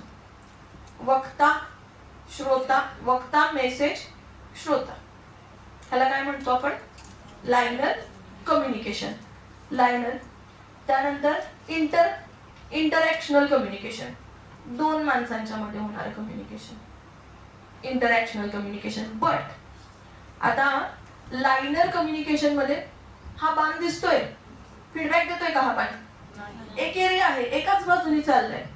Liner communication doesn't have any kind of feedback. Interactional communication मध्ये फीडबॅक आहे, बट फीडबॅक मध्ये हा जो स्पेस दिसतोय, sender, message, receiver, decoding, again feedback. मग हा जो गॅप आहे ना, हा गॅप हा काय दाखवतो, स्लो फीडबॅक. कशामध्ये, इंटरॅक्शनल कम्युनिकेशन मध्ये. त्यानंतर ट्रान्झॅक्शनल मध्ये बाण कसा आहे, दोन्हीकडून आहे बाण, इकडं आणि इकडं आहे. म्हणजे हा दाखवतो की याच्यामध्ये फीडबॅक हा क्विक आहे. म्हणजे हे mostly face to face communication मध्ये आपला फीडबॅक जो क्विक असतो. ट्रान्झॅक्शनल कम्युनिकेशन मध्ये फीडबॅक हा क्विक मिळतो, इंटरॅक्शनल मध्ये स्लो मिळतो, लायनर मध्ये फीडबॅक मिळत नाही.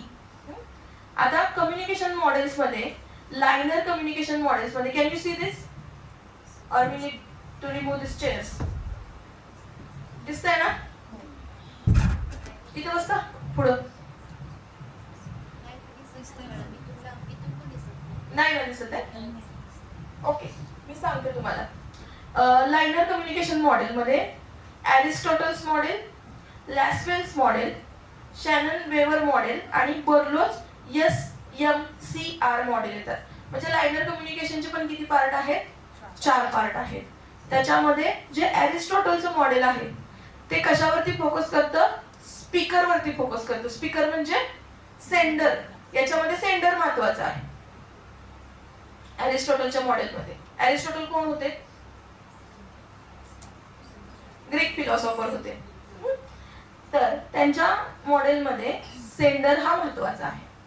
त्यानंतर लॅसवेल्सच्या मॉडेलमध्ये पहिल्यांदा तो बोललाय, त्याच्यामध्ये काय महत्वाचं आहे, इफेक्ट, नाही नॉइज, सॉरी नॉइज महत्वाचा आहे. म्हणजे त्यांनी काय इंट्रोड्यूस केलं, नॉइज इंट्रोड्यूस केलं. फीडबॅक ह्या 4ही मॉडेलमध्ये फीडबॅक कुठंच नाहीये. ह्याच्यामध्ये फक्त काय दिलंय, इफेक्ट, नॉइज दिलाय. नॉइज म्हणजे अवतीभोवतीच्या वातावरणाचा संवादावरती होणारा परिणाम, हा फक्त लॅसवेल्सच्या मॉडेलमध्ये आहे. त्यानंतर शॅनन वेवरचं मॉडेल आहे आणि बर्लोच SMCR म्हणजे त्यांनी फक्त काय केलं, बर्लोच मॉडेलमध्ये हे विचारलं, हे केलेलं आहे की सेंडर, मेसेज, चॅनल आणि रिसिव्हर. रिसिव्हर आहे पण रिसिव्हर फीडबॅक देत नाही. त्यानंतर या एका चॅनल मध्ये तो 5 प्रश्न विचारले गेलेले आहेत. हू, व्हॉट आणि हाऊ. आणि अजून एक प्रश्न आहे त्याच्यामध्ये, 1 मिनिट. हू, व्हॉट, विच, हुम आणि व्हॉट इफेक्ट.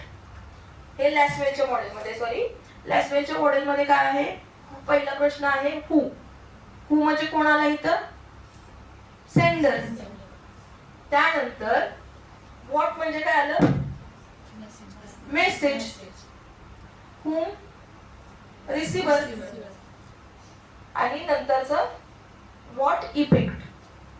व्हॉट इफेक्ट म्हणजे त्याच्यावरती काय परिणाम होतो. पण परिणाम फक्त विचारात घेतलाय, फीडबॅक विचारात घेतलेला नाही. त्यानंतर शॅनन वेव्हरच्या मॉडेलमध्ये नॉइज आहे, सॉरी लास्ट वेल म्हटलं मी. शॅनन आणि वेव्हरच्या मॉडेलमध्ये पहिल्यांदा नॉइजची कन्सेप्ट ही सांगण्यात आलेली आहे. आणि बर्लोजचं SMCR त्याच्यावरून प्रश्न असतो. तुम्हाला कधी कधी ह्याचं क्रोनॉलॉजिकली लावावं लागतं की एक मेसेज कसा समोरच्याला जातोय, त्याचं तुम्हाला क्रोनॉलॉजिकली दाखवावं लागतं. त्यानंतर ट्रान्झॅक्शनल कम्युनिकेशन मॉडेल आणि इंटरॅक्टिव्ह कम्युनिकेशनल मॉडेल आहे. त्याच्यामध्ये जे ओसगार्ड श्रेमन मॉडेल आहे त्याला सर्क्युलर मॉडेल असं म्हटलं जातं. का सर्क्युलर मॉडेल म्हटलं जातं? कारण त्याच्यामध्ये कम्युनिकेशन प्रोसेस ही पूर्ण होते आणि फीडबॅक मिळाल्यावरती परत सेंडर हा नवीन मेसेज पाठवतो. त्यामुळे त्याला सर्क्युलर कम्युनिकेशन प्रोसेस असं म्हटलं जातं. नेक्स्ट ह्याच्यामध्ये मेसेज आहे, डिकोडर आहे, इंटरप्रिटर. त्यानंतर एनकोड करतो परत त्याचा फीडबॅक सुद्धा एनकोड करावा लागतो. म्हणजे तुम्हाला जर वाटलं की रिसिव्हर नाहीच एनकोड करत तर रिसिव्हर फीडबॅक एनकोड करत असतो आणि सेंडर हा फीडबॅक डिकोड करतो. सेंडर हा काय डिकोड करतो? फीडबॅक डिकोड करतो. बघा प्रोसेस बघा, मेसेज डिकोड, त्यानंतर इंटरप्रेट, त्यानंतर एनकोड करतोय काय? फीडबॅक, परत तिकडे पाठवलं गेलं. सर्क्युलर मोशन मध्ये ही प्रोसेस होत आहे. Next please. संपलं त्याचं क्वेश्चन. त्यानंतर क्वेश्चनची एक PDF आहे ती ओपन करा. नाही, क्लोज करा. Communication PYQ. Communication PYQ.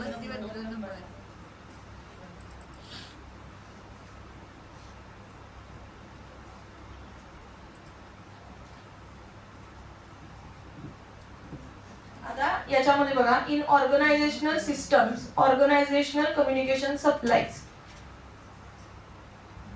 काय आन्सर आहे त्याचं? Social inputs. का आहे?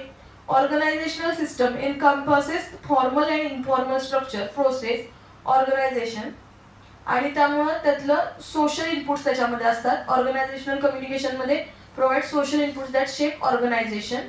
Effective communication ensures employees understand the organizational things. आता poor communication lead to confusion and conflict. एकच मिनिट.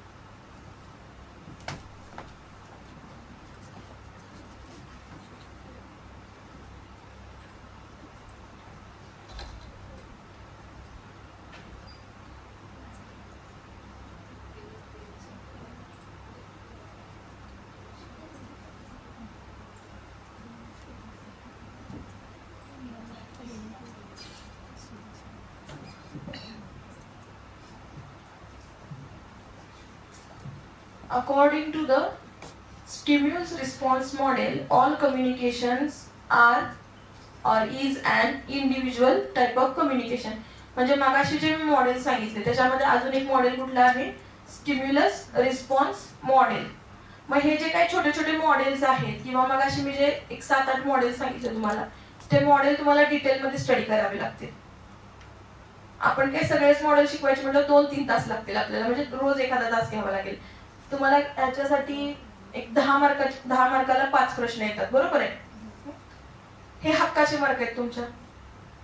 कम्युनिकेशन, कॉम्प्रेहेन्शन हे तुमच्या हक्काचे मार्क आहेत. इथं काही चुकायची गरज नाही. आणि उत्तर देताना कायम एक लक्षात ठेवायचं, तुम्हाला जास्तीत जास्त पॉझिटिव्ह आन्सर शोधायचं. तुम्ही कन्फ्युज आहात, तुम्हाला आन्सर माहित नाही, त्यावेळी तुम्हाला कुठला आन्सर शोधायचंय? जास्तीत जास्त पॉझिटिव्ह असेल असं. शिक्षक विद्यार्थ्यांना रागवतात.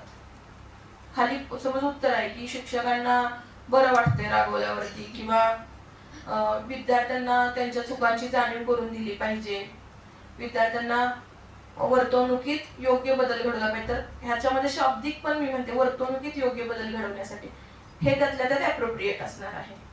म्हणजे तुम्हाला उत्तर देताना कोणतेही उत्तर जे असे कन्फ्युजिंग असतात तिथं तुम्हाला जास्तीत जास्त पॉझिटिव्ह उत्तर शोधायचं असते याचं कम्युनिकेशनचं देताना. त्यानंतर आपण एक 5-5 प्रश्न. तुम्हाला कम्युनिकेशन कन्सेप्ट तरी कळली का? संप्रेषण कशासाठी महत्वाचं आहे? संवादासाठी. संवाद साधल्यावरती समाज हा व्यवस्थित चालतो. सेटनेटला कम्युनिकेशन का आहे? अरे शिक्षकाचा पेशाच आहे ना कम्युनिकेशन. कम्युनिकेट केल्याशिवाय तुम्हाला आयडियाज, तुमचं जे टेक्स्ट आहे प्रिस्क्राईब ते तुमच्यापर्यंत पोहोचवावं लागतं. Sometimes I have to encode it. Encode करून तुम्हाला द्यायचंय ते. बरोबर आहे. I am the medium right now between you and your book. Facilitator आहे नाही आता. म्हणजे कम्युनिकेशनची इम्पॉर्टन्स तुम्हाला माहिती आहे म्हणून ते नेट सेटला आहे. तुम्हाला वाटेल का असले टॉपिक दिलेले असतात नेट सेटला. टीचिंग ऍप्टिट्यूड आहे, रिसर्च मेथड आहे. रिसर्च मेथड का असतात? रिसर्च वाढला म्हणजे आपल्याला त्या विषयातलं सब्जेक्ट नॉलेज वाढतं. रिसर्च म्हणजे काय? सब्जेक्ट नॉलेज वाढवतं ना तुमचं रिसर्च. म्हणून ह्या सगळ्या जे टॉपिक्स आहेत छोटे छोटे ते वाटताना असं वाटतं की वास्ट आहेत, नको आहेत, पण ते आवश्यक आहेत. एक प्राध्यापक होण्यासाठी ही परीक्षा तुम्ही देता म्हटल्यावरती या सगळ्या गोष्टी तुम्हाला छोट्या छोट्या माहित नाही. डाटा इंटरप्रिटेशन सुद्धा. विद्यार्थ्याची गुणवत्ता, त्याची टक्केवारी, त्याला पडलेले मार्क, त्याची होत असलेली प्रगती ही तुमच्या लक्षात आली पाहिजे का नाही? म्हणजे ह्या छोट्या छोट्या गोष्टी सगळ्या आपल्या लक्षात याव्यात म्हणून हा सिलेबस असतो. मग आता ह्याच्यामध्ये आपण कम्युनिकेशन आज बघितलंय. कम्युनिकेशनचं तुम्हाला महत्व कळेल. कम्युनिकेशन मध्ये बॅरियर्स भरपूर असतात. सिमॅन्टिक. सिमॅन्टिक म्हणजे मी मगाशी सांगितलं तसं शाब्दिक.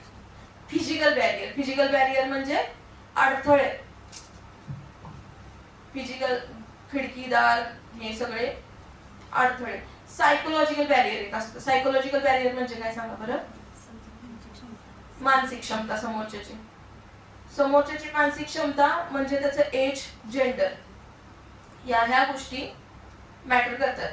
इफ मी मेसेज कम्युनिकेट करता, एवढाच मेसेज मी कम्युनिकेट केला, every woman will know my message. Every woman will know my message. Every girl will know my message. But boys will not understand my message. Gender. There will be the gender barrier because it is between us. Do you understand? Right? This is psychological, language, physiological barrier. Physiological म्हणजे काही लोक दिव्यांग असतात, म्हणजे मानसिक क्षमता काही त्यांच्या कमी असतात, त्याही बॅरियर्स असतात. सिमॅन्टिक 7 बॅरियर्स आहेत. सिमॅन्टिक, लँग्वेज बॅरियर, कल्चरल बॅरियर एक असतं. कल्चर म्हणजे तुम्ही इथून कन्नडमध्ये गेला तर तुमचं कल्चर वेगळं, त्यांचं कल्चर वेगळं. त्यामुळे तुमचं वर्शिपिंग स्टाईल वेगळी असणार, त्यांची वर्शिपिंग स्टाईल वेगळी असणार. मग त्यामुळे तुमच्यामध्ये कम्युनिकेट होताना थोडे बॅरियर्स निर्माण होणार. आपल्याकडे फुलं वाहत असतील, त्यांच्याकडे दुसरं काहीतरी वाहत असतील. म्हणजे आपल्या लक्षात येत नाही, त्यांच्या लक्षात येत नाहीत आपल्या पद्धती. हे छोटे छोटे बॅरियर्स जे असतात. किंवा आता आपल्याकडं बाहेरच्या देशातून आलेली मुलं आहेत, त्यांचं कल्चर वेगळं, आपलं कल्चर वेगळं. मग त्यांच्याशी कम्युनिकेट करताना त्यांना आपले कल्चर जर माहीत नसेल तर तुम्ही आपल्या संक्रांतीबद्दल त्यांच्याशी बोलत बसला तर त्यांना काहीही समजणार नाही. त्यांना संक्रांत कशी कळणार की तिळगुळ द्यायचे, गोड बोलायचं. म्हणजे हे कसं कल्चरल बॅरियर झालं ना. हे आपल्याला माहित नाही, आपल्या कल्चरच्या गोष्टी आहेत. त्यांच्याकडचा एखादा सण आहे तो आपल्याला माहित नाही, तो त्याचं आपल्याला सांगतो. मग ते कल्चरल बॅरियर्स असतात. त्यानंतर आपण आता PYQ घेऊया. सगळ्यांनी मग अशी सांगितल्याप्रमाणे अपेक्षा आहे, डाउनलोड केलेला आहे सेट ए, आणि तिथं पण आपण सेट ए ओपन करणार आहोत.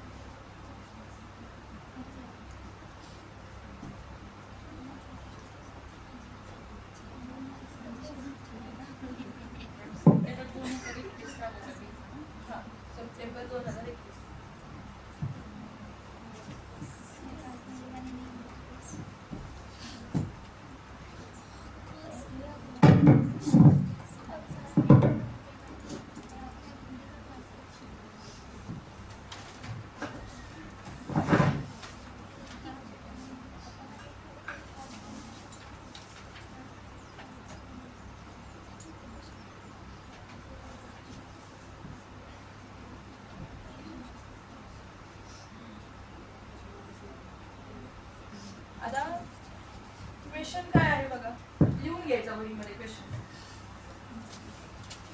You have to note it down. लिखाणाची सवय ही खूप छान सवय असते. नोट स्वतःच्या स्वतः काढल्या म्हणजे त्या जास्त लक्षात राहतात.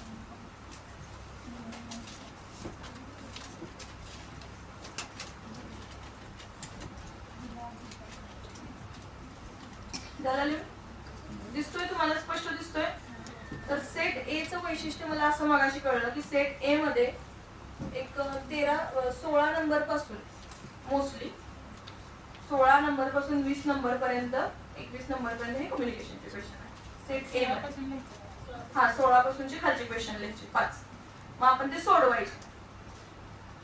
5-5च क्वेश्चन आहेत ना, 10 मार्काला आहे.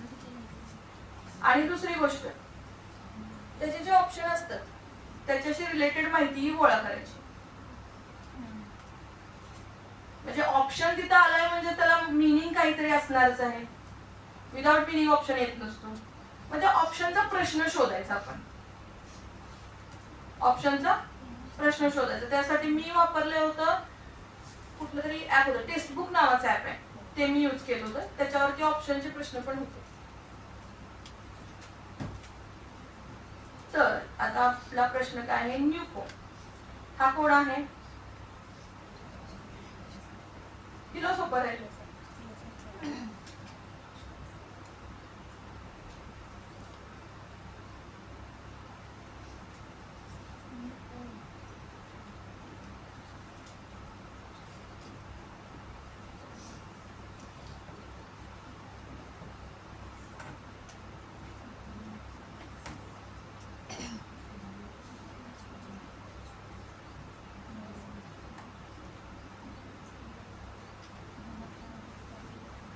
लिहिले प्रश्न?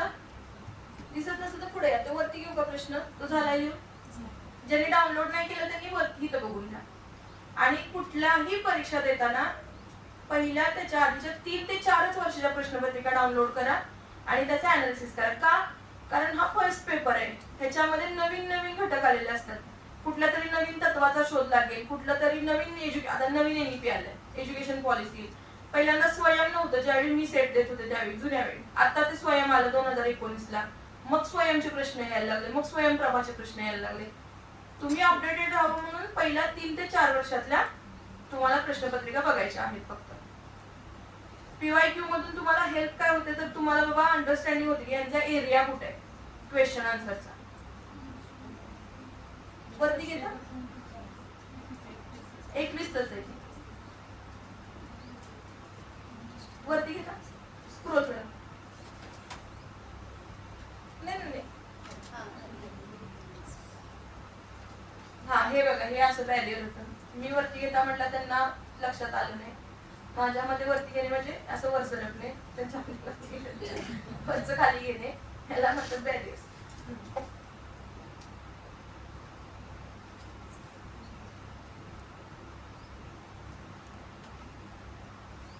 तुमचं लिहून झालं की सांगा, मग आपण डिस्कशन करूया त्याच्यावरती.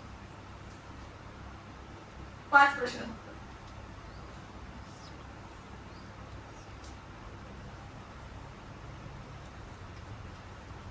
ऑप्शन पण द्यायचे.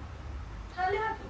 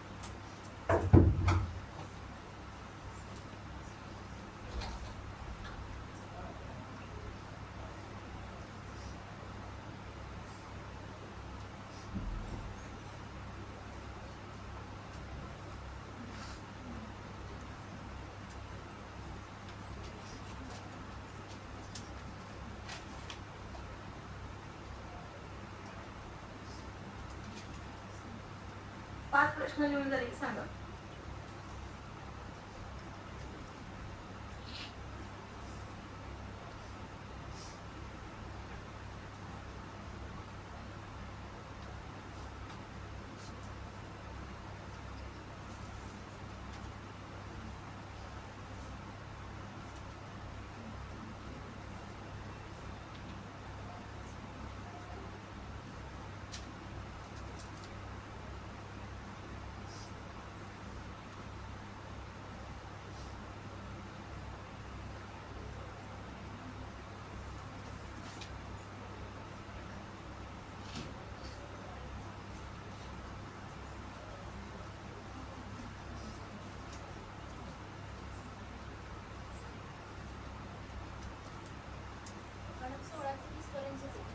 हा खाली आहे का बरोबर 21 बोलतोय नाही 16 ते 20. पण 2022 पासून ते का तुमचं? नाही 24. 2022 ला माझा स्कोर होता 162 आणि कट ऑफ होता 164. आणि ज्यावेळी मी फ्रेश तुमच्यासाठी मे झाली होती त्यावेळी माझा स्कोर असायचा 200. पण आमचा त्यावेळीचा कट ऑफ 212, 214, 200च्या वर असायचा. त्यावेळी 3 पेपर असायचे आम्हाला. आपण आता क्वेश्चन आन्सर बघूया. पहिला क्वेश्चन घेता.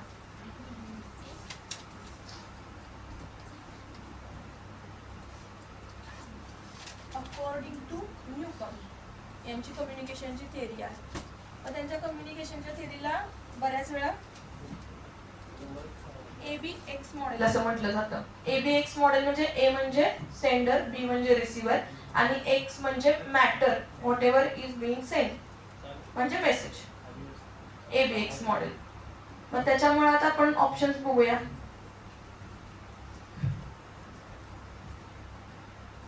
Sender, receiver, media, message.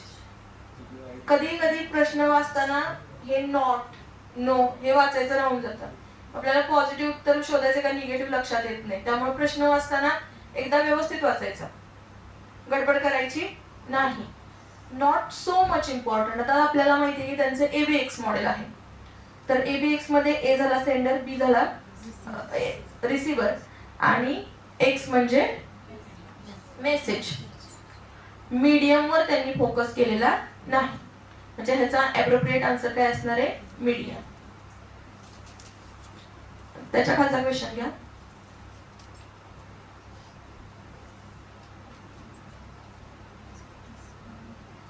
आता कम्युनिकेशन इफेक्टिव्ह करण्यासाठी सगळ्यात इम्पॉर्टंट फॅक्ट काय आहे? इफेक्टिव्ह करायचंय आपल्याला. इफेक्टिव्ह कधी होतं कम्युनिकेशन? फीडबॅक मिळाला. अरे वा, फीडबॅक जर मिळाला तरच ते कम्युनिकेशन इफेक्टिव्ह होणार ना. नाहीतर मग त्या कम्युनिकेशनला काहीच अर्थ नाही.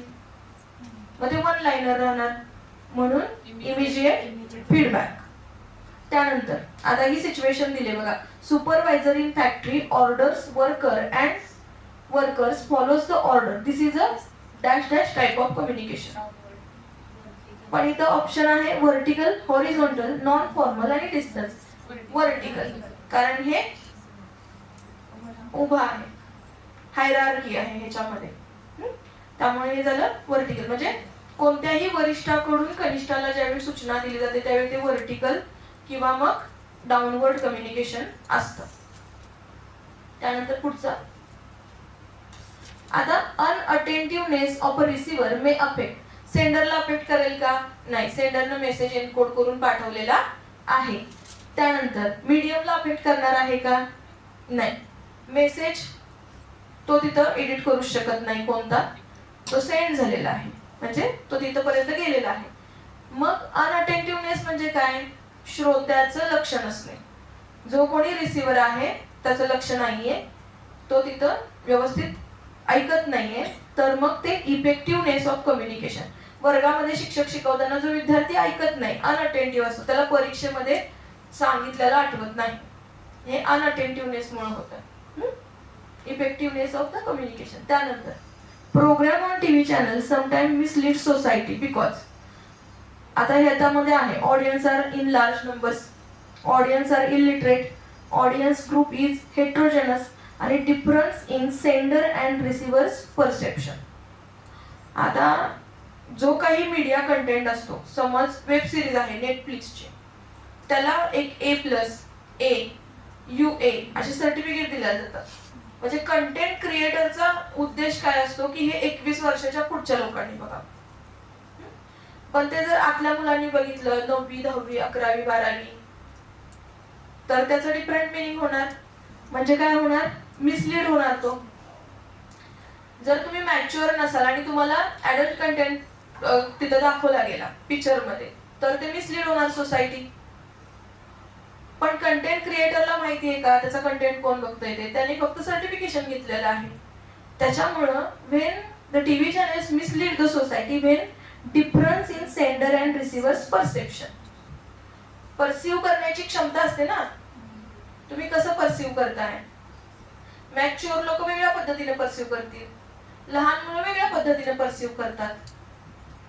कंटेंट काही असला तरी ते तुमच्या ऑडियन्सवर राहते की ते परसिव्ह कसं करताय.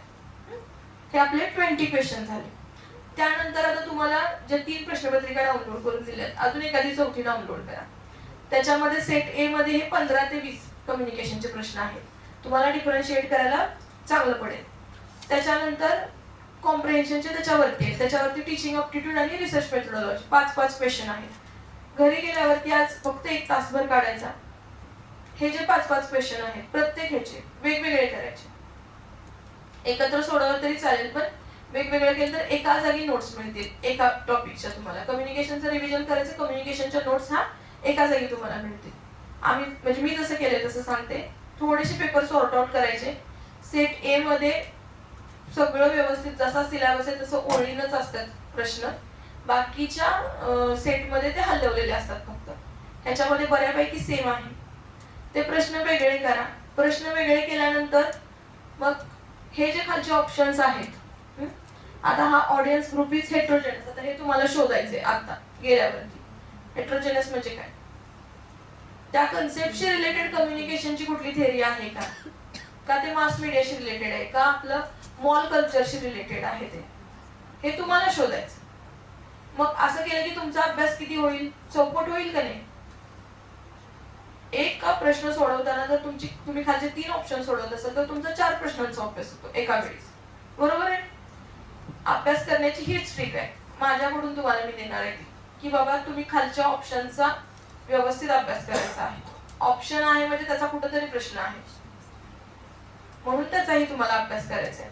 सेकंड, तुमचा पेपर 4 मेला आहे, म्हणजे तुमच्याकडे अजून भरपूर वेळ आहे. आता किती तारीख आहे, आज 3. 4 जानेवारी ते 4 फेब्रुवारी, 4 फेब्रुवारी मार्च, एप्रिल, 4 महिने. 4 महिन्यात तुम्ही भरपूर अभ्यास करू शकता. त्यासाठी पेपर 1 ला कमी वेळ दिला चालेल, म्हणजे 1 महिनाभर वेळ द्या. ज्याचं पेपर 1 मध्ये ज्याचं मॅथमॅटिकल रिझनिंग चांगलं आहे, सगळं चांगलं आहे, त्याला जास्त टाइम द्या. त्यानंतर तुम्ही जर पीजी स्टुडंट असाल तर तुमच्या पीजीचा सिलेबस. सेकंड, आपण पुणे युनिव्हर्सिटीचा सावित्रीबाई फुले पुणे युनिव्हर्सिटी यांच्या थ्रू सेट एक्झाम कंडक्ट केली जाते, त्यामुळे त्यांचा पीजीचा सिलेबस तो तुमच्याकडे पाहिजेच. मोस्टली जेवढ्या आपल्या महाराष्ट्रामध्ये युनिव्हर्सिटीज आहेत, आपल्या महाराष्ट्रामध्ये ज्या काही युनिव्हर्सिटी आहेत त्या सर्वांचा पीजीचा म्हणजे पोस्ट ग्रॅज्युएशनचा सिलेबस पाहिजे तुमच्याकडे. फक्त कोअर पेपरचा नाही, ऑप्शनल पेपर म्हणून पण एक 5-6 वेगळे पेपर असतात, त्याचाही तुमच्याकडे सिलेबस पाहिजे. का सिलेबस पाहिजे, तुम्हाला माहित नसलेला लेखक, तुम्हाला माहित नसलेली कन्सेप्ट कदाचित त्यांच्या ऑप्शनल पेपर मध्ये असते. आणि सगळं आता तुम्ही किती बुक्स वाचू शकता, तुम्हाला लिमिटेशन्स आहेत. तुमच्याकडे 4 महिने आहेत म्हणून तुम्ही सगळ्या नॉवेल्स वाचून काढू शकत नाही, सगळे बुक्स वाचून काढू शकत नाही. तर अशा वेळी नवीन कन्सेप्ट दिसल्यावरती ऍटलिस्ट विकिपीडियावरती त्याची माहिती वाचायची. बऱ्यापैकी माहिती विकिपीडियावर मिळते, लेखकांची तर असतेच, पुस्तकांची असते, खाली ती लिस्ट पण असते. तर मग अशा वेळी तुम्हाला विकिपीडियाचा जास्तीत जास्त उपयोग करायचा आहे. जेवढी माहिती मला वाचायची आहे तेवढी विकिपीडियावर एकदा वाचा, त्याच्या शॉर्टमध्ये नोट्स काढा हव्या तर, पण विकिपीडियाचा जरूर वापर करा. माहिती संकलन करताना ती माहिती तुमच्या डोक्यात तुम्ही इनपुट करत राहा. त्यानंतर तुम्हाला मी म्हणजे तुमच्या जनरेशनला माझ्यातर्फे नाव दिलं गेलेलं आहे scroller generation. Scroller generation in the sense you scroll the reel all the time, right. आणि तुमच्याकडे पेशन्स नसतात. म्हणजे तो रील 30 सेकंदाचा पण तुम्ही बघू शकत नाही. तुम्ही 15-20 सेकंदानंतर तो स्क्रोल करून पुढे घालवता का नाही? म्हणजे मॅक्झिमम टाइम तुम्ही मोबाईलवर असता आणि 1-2 तास जरी तुमच्या स्क्रोल जनरेशनचे त्या मोबाईलवर गेले तरी तुमच्या लक्षात येत नाही. बरोबर आहे. तर मोबाईलचा योग्य वापर करायला शिकायचं. म्हणजे घरातला चाकू भाजी कापून एखाद्याचं भाजी करून पोट भरू शकता किंवा त्याचं पोट पण कापू शकता. It is up to you, तुम्ही कसा यूज करताय. तसंच तो मोबाईल आहे, तुम्ही कसा यूज करताय तुमच्यावरती आहे. तुम्ही रील्स बघणार आहात का युट्यूबला एखादा चांगला व्हिडिओ बघणार आहात, किंवा बाबा तुमच्या हातात मोबाईल आलाय, मगाशी सरांनी धडा शिकवलाय, चला जाता जाता त्या धड्याबद्दल अजून माहिती बघू, त्या लेखकाबद्दल माहिती वाचूया, त्यांना अजून कुठली पुस्तकं लिहिल्यात बघूया. आता मॅडमनी कम्युनिकेशन शिकवलं, न्यूकॉम शिकवला, तर मी न्यूकॉमची काहीच माहिती दिली नाही. कोण आहे न्यूकॉम, त्याने काय लिहिलंय मॉडेल, काय आहे त्याचं मॉडेल, एबिक्स मॉडेल शोधायचं. लायनर मॉडेल मध्ये अरिस्टॉटलचं मी मॉडेल सांगितलं, स्पीकर ओरिएंटेड आहे. काय आहे त्याचं फॉर्मेशन, ते कोणी बघायचंय, तुम्ही शोधायचंय. तुम्ही शोधलं की तुमच्या जास्त लक्षात राहील ना, मग आपलं कम्युनिकेशन इफेक्टिव्ह होईल. वन वे सगळंच मी तुम्हाला देऊन टाकलं तर मग तुम्ही काय करणार ना. फीडबॅक द्यायला तुम्ही डिकोड काहीतरी केलं पाहिजे का नाही. मला फीडबॅक द्यायला तुम्ही इनकोड केलं पाहिजे काहीतरी. म्हटल्यावरती तुम्हाला अभ्यास हा करावा लागेल. डेली तुम्हाला किती जमेल तेवढा अभ्यास करा, पण डेली तुमच्या मोबाईलच्या टाइम मध्ये जरूर अभ्यास करा. तुम्ही ज्यावेळी मोबाईल बघता त्यावेळी तुम्ही अभ्यास करू शकता. विकिपीडिया जाता जाता किती 1 ते 2 मिनिटं लागतात एखादा लेख वाचायला विकिपीडियावरचा. आणि गुगलच्या मदतीनं ते आपल्या आवडत्या भाषेमध्ये अवेलेबल असतं. मराठी पाहिजे मराठी वाचा, इंग्रजी पाहिजे इंग्रजी वाचा, दुसऱ्या कुठल्या भाषेत वाचायचं लगेच तिथं ट्रान्सलेट होतं ऑटोमॅटिक. तुम्हाला फक्त लँग्वेज सिलेक्ट करायचं. पण तुम्हाला ते लँग्वेज बॅरियर पण नाहीये अभ्यास करायला, की बाबा ही सगळे पुस्तकं इंग्लिशमध्ये मी कधी वाचू, मला अभिजात मराठी भाषा येतच नाही व्यवस्थित. No language barrier is there. So again all the best to you and remember it is a carnival of your hard work. You have to make it your exam like a festival. You have to celebrate your hard work. इतका hard work करायचं की ती परीक्षा ही festival सारखी तुम्हाला enjoy करता आली पाहिजे. प्रश्न तुम्हाला उत्तर देता आलं पाहिजे. बरोबर आहे की नाही. तयारीच तशी करायची. Okay, all the best. Thank you for your patience. नावासारखं तुम्ही खूप छान सांगितलं कम्युनिकेशन टॉपिक. आई वडिलांचं कौतुक करायला पाहिजे. नाव कसं ठेवलं, बाय हार्ट शिकवलं. कोण येते, संतोषी येते का. अगं बाय आता कसं करायचं. हे कम्युनिकेशन बॅरियर्स आहे. कॉन्फिडन्स बघा, काय कोण घाबरायचं? येतंय? नाहीतर मी आहेच, तुमचं तुम्ही ओटायचं. दीपक काम आजो आयो विचारा एक बार रिपीट करे.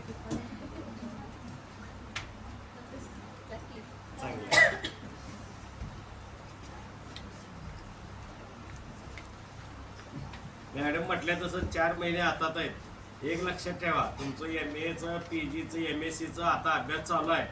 त्यातलंच तुमच्या मेन कोरला येतं, त्याचा डिटेल अभ्यास म्हणजे परीक्षेचा अभ्यास आणि जनरल पेपरचा अभ्यास हे 4 महिन्यात तुम्ही कराय. तुमचं इकडं PG-ची डिग्री आणि इकडे सेटचा हातात एकदम मिळतं आणि त्याला नोकरीला लवकर प्राधान्य करा. नेटानं जरासं तुम्ही आता तुमचा चेहरा बघितल्यावर कसं वाटते माहितीये का, आपल्याला तिकडनं पाठवले म्हणून इथे येऊन बसले असं झालं. असं नाही, मला हे करायचंच आहे अशा हे ना तुम्ही आता चालू केलं तर 4 महिन्यात विषय संपतो. एक वेळ पास झालं की झालं, विषयच संपला. आणि ह्याला महत्व आहे. तुम्ही 1-2 वर्षानं गरज पडली म्हणून जीव लावून केला तो भाग वेगळा गरजेपोटी, पण आता शिकत शिकत हे विषय संपला तर लगेच तुम्ही PhD-ला किंवा आणखी पुढच्या एज्युकेशनला पुढे जाऊ शकता. म्हणजे त्यावेळी हे विषय डोक्यात राहत नाही. नमस्कार, मी सायली संजय जांगडे.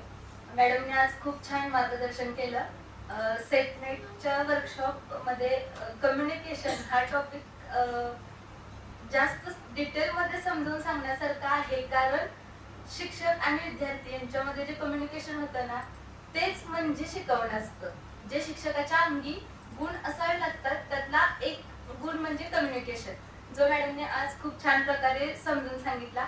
आणि त्यांच्या नावाप्रमाणे त्यांनी जी डिटेलमध्ये माहिती दिली ते खूप छान होतं आणि समजलं खूप म्हणजे क्वेश्चन पेपर जे तुम्ही लास्टला जे आमचं अनालिसिस करून घेतलं की ते सुद्धा खूप छान छान प्रकारे होतं. तुम्हाला म्हणजे त्या पर्यायामधून सुद्धा भरपूर माहिती भेटते, ह्याची सुद्धा आम्हाला माहिती भेटली, त्याबद्दल खरंच धन्यवाद. आणि हा कार्यक्रम अरेंज करणारे बट्टे सर यांची सुद्धा आम्ही मनापासून आभारी आहे. आणि तुम्ही सगळ्यांनी इथं उपस्थित राहून हा कार्यक्रम अटेंड केला त्याबद्दल मी तुमची सुद्धा मनापासून आभारी आहे. धन्यवाद. दोन मिनिटं बोलू. हा बोल ना. बोला. म्हणून म्हटलं कोण येते का आव्हान फोटो नमस्ते सगळ्यांना. काढायचं मी रीमा कुलकर्णी. आज मॅडमनी कम्युनिकेशन हा टॉपिक खूप सुंदर रीतीने सांगितला आणि त्यांनी त्यांच्या नावाचा अर्थ सांगितला, मधुमिता. मधु म्हणजे गोड आणि मिता म्हणजे फ्रेंड. ऍज लाईक त्यांनी फ्रेंड म्हणजे शिक्षक या अर्थाने जो टॉपिक शिकवला, इनकोडिंग डिकोडिंग, तो डायरेक्ट म्हणजे बाय हार्ट शिकवला. आणि खरंच मी आतापर्यंत कम्युनिकेशन ग्रामर मध्ये केलं असेल किंवा माझ्या एमकॉमच्या लाईफ मध्ये, MA किंवा आता सेटच्या स्टडी मध्ये पहिल्यांदाच मी इतक्या सुंदर रीतीने तो समजून घेतला. आणि समजून सांगणाऱ्या बेस्ट फ्रेंड, गोड मैत्रीण किंवा गोड शिक्षिका या पहिल्यांदाच मॅडमच्या रूपाने मला कम्युनिकेशन टॉपिक समजून सांगणाऱ्या भेटल्या. Thank you so much ma'am. Thank you so much.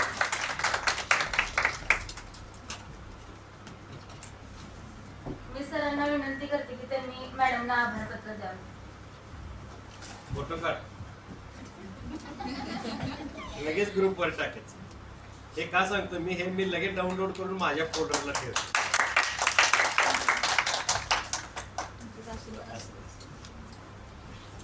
हा कार्यक्रम संपला, मी इथं जाहीर करते. धन्यवाद. 10:30 ते 11:15 पर्यंत या. आजचा फीडबॅक लगेच भरा. हॅलो. पुढच्या वेळी ज्यावेळी याल त्यावेळी ऍटलिस्ट तुमच्यातली 15 जणांना बुके द्यायचा, बट्टे सरांना मान द्यायचा आहे. सगळ्यांना देणार, सगळे एवढा अभ्यास करत 4 महिने आहे तुमच्या.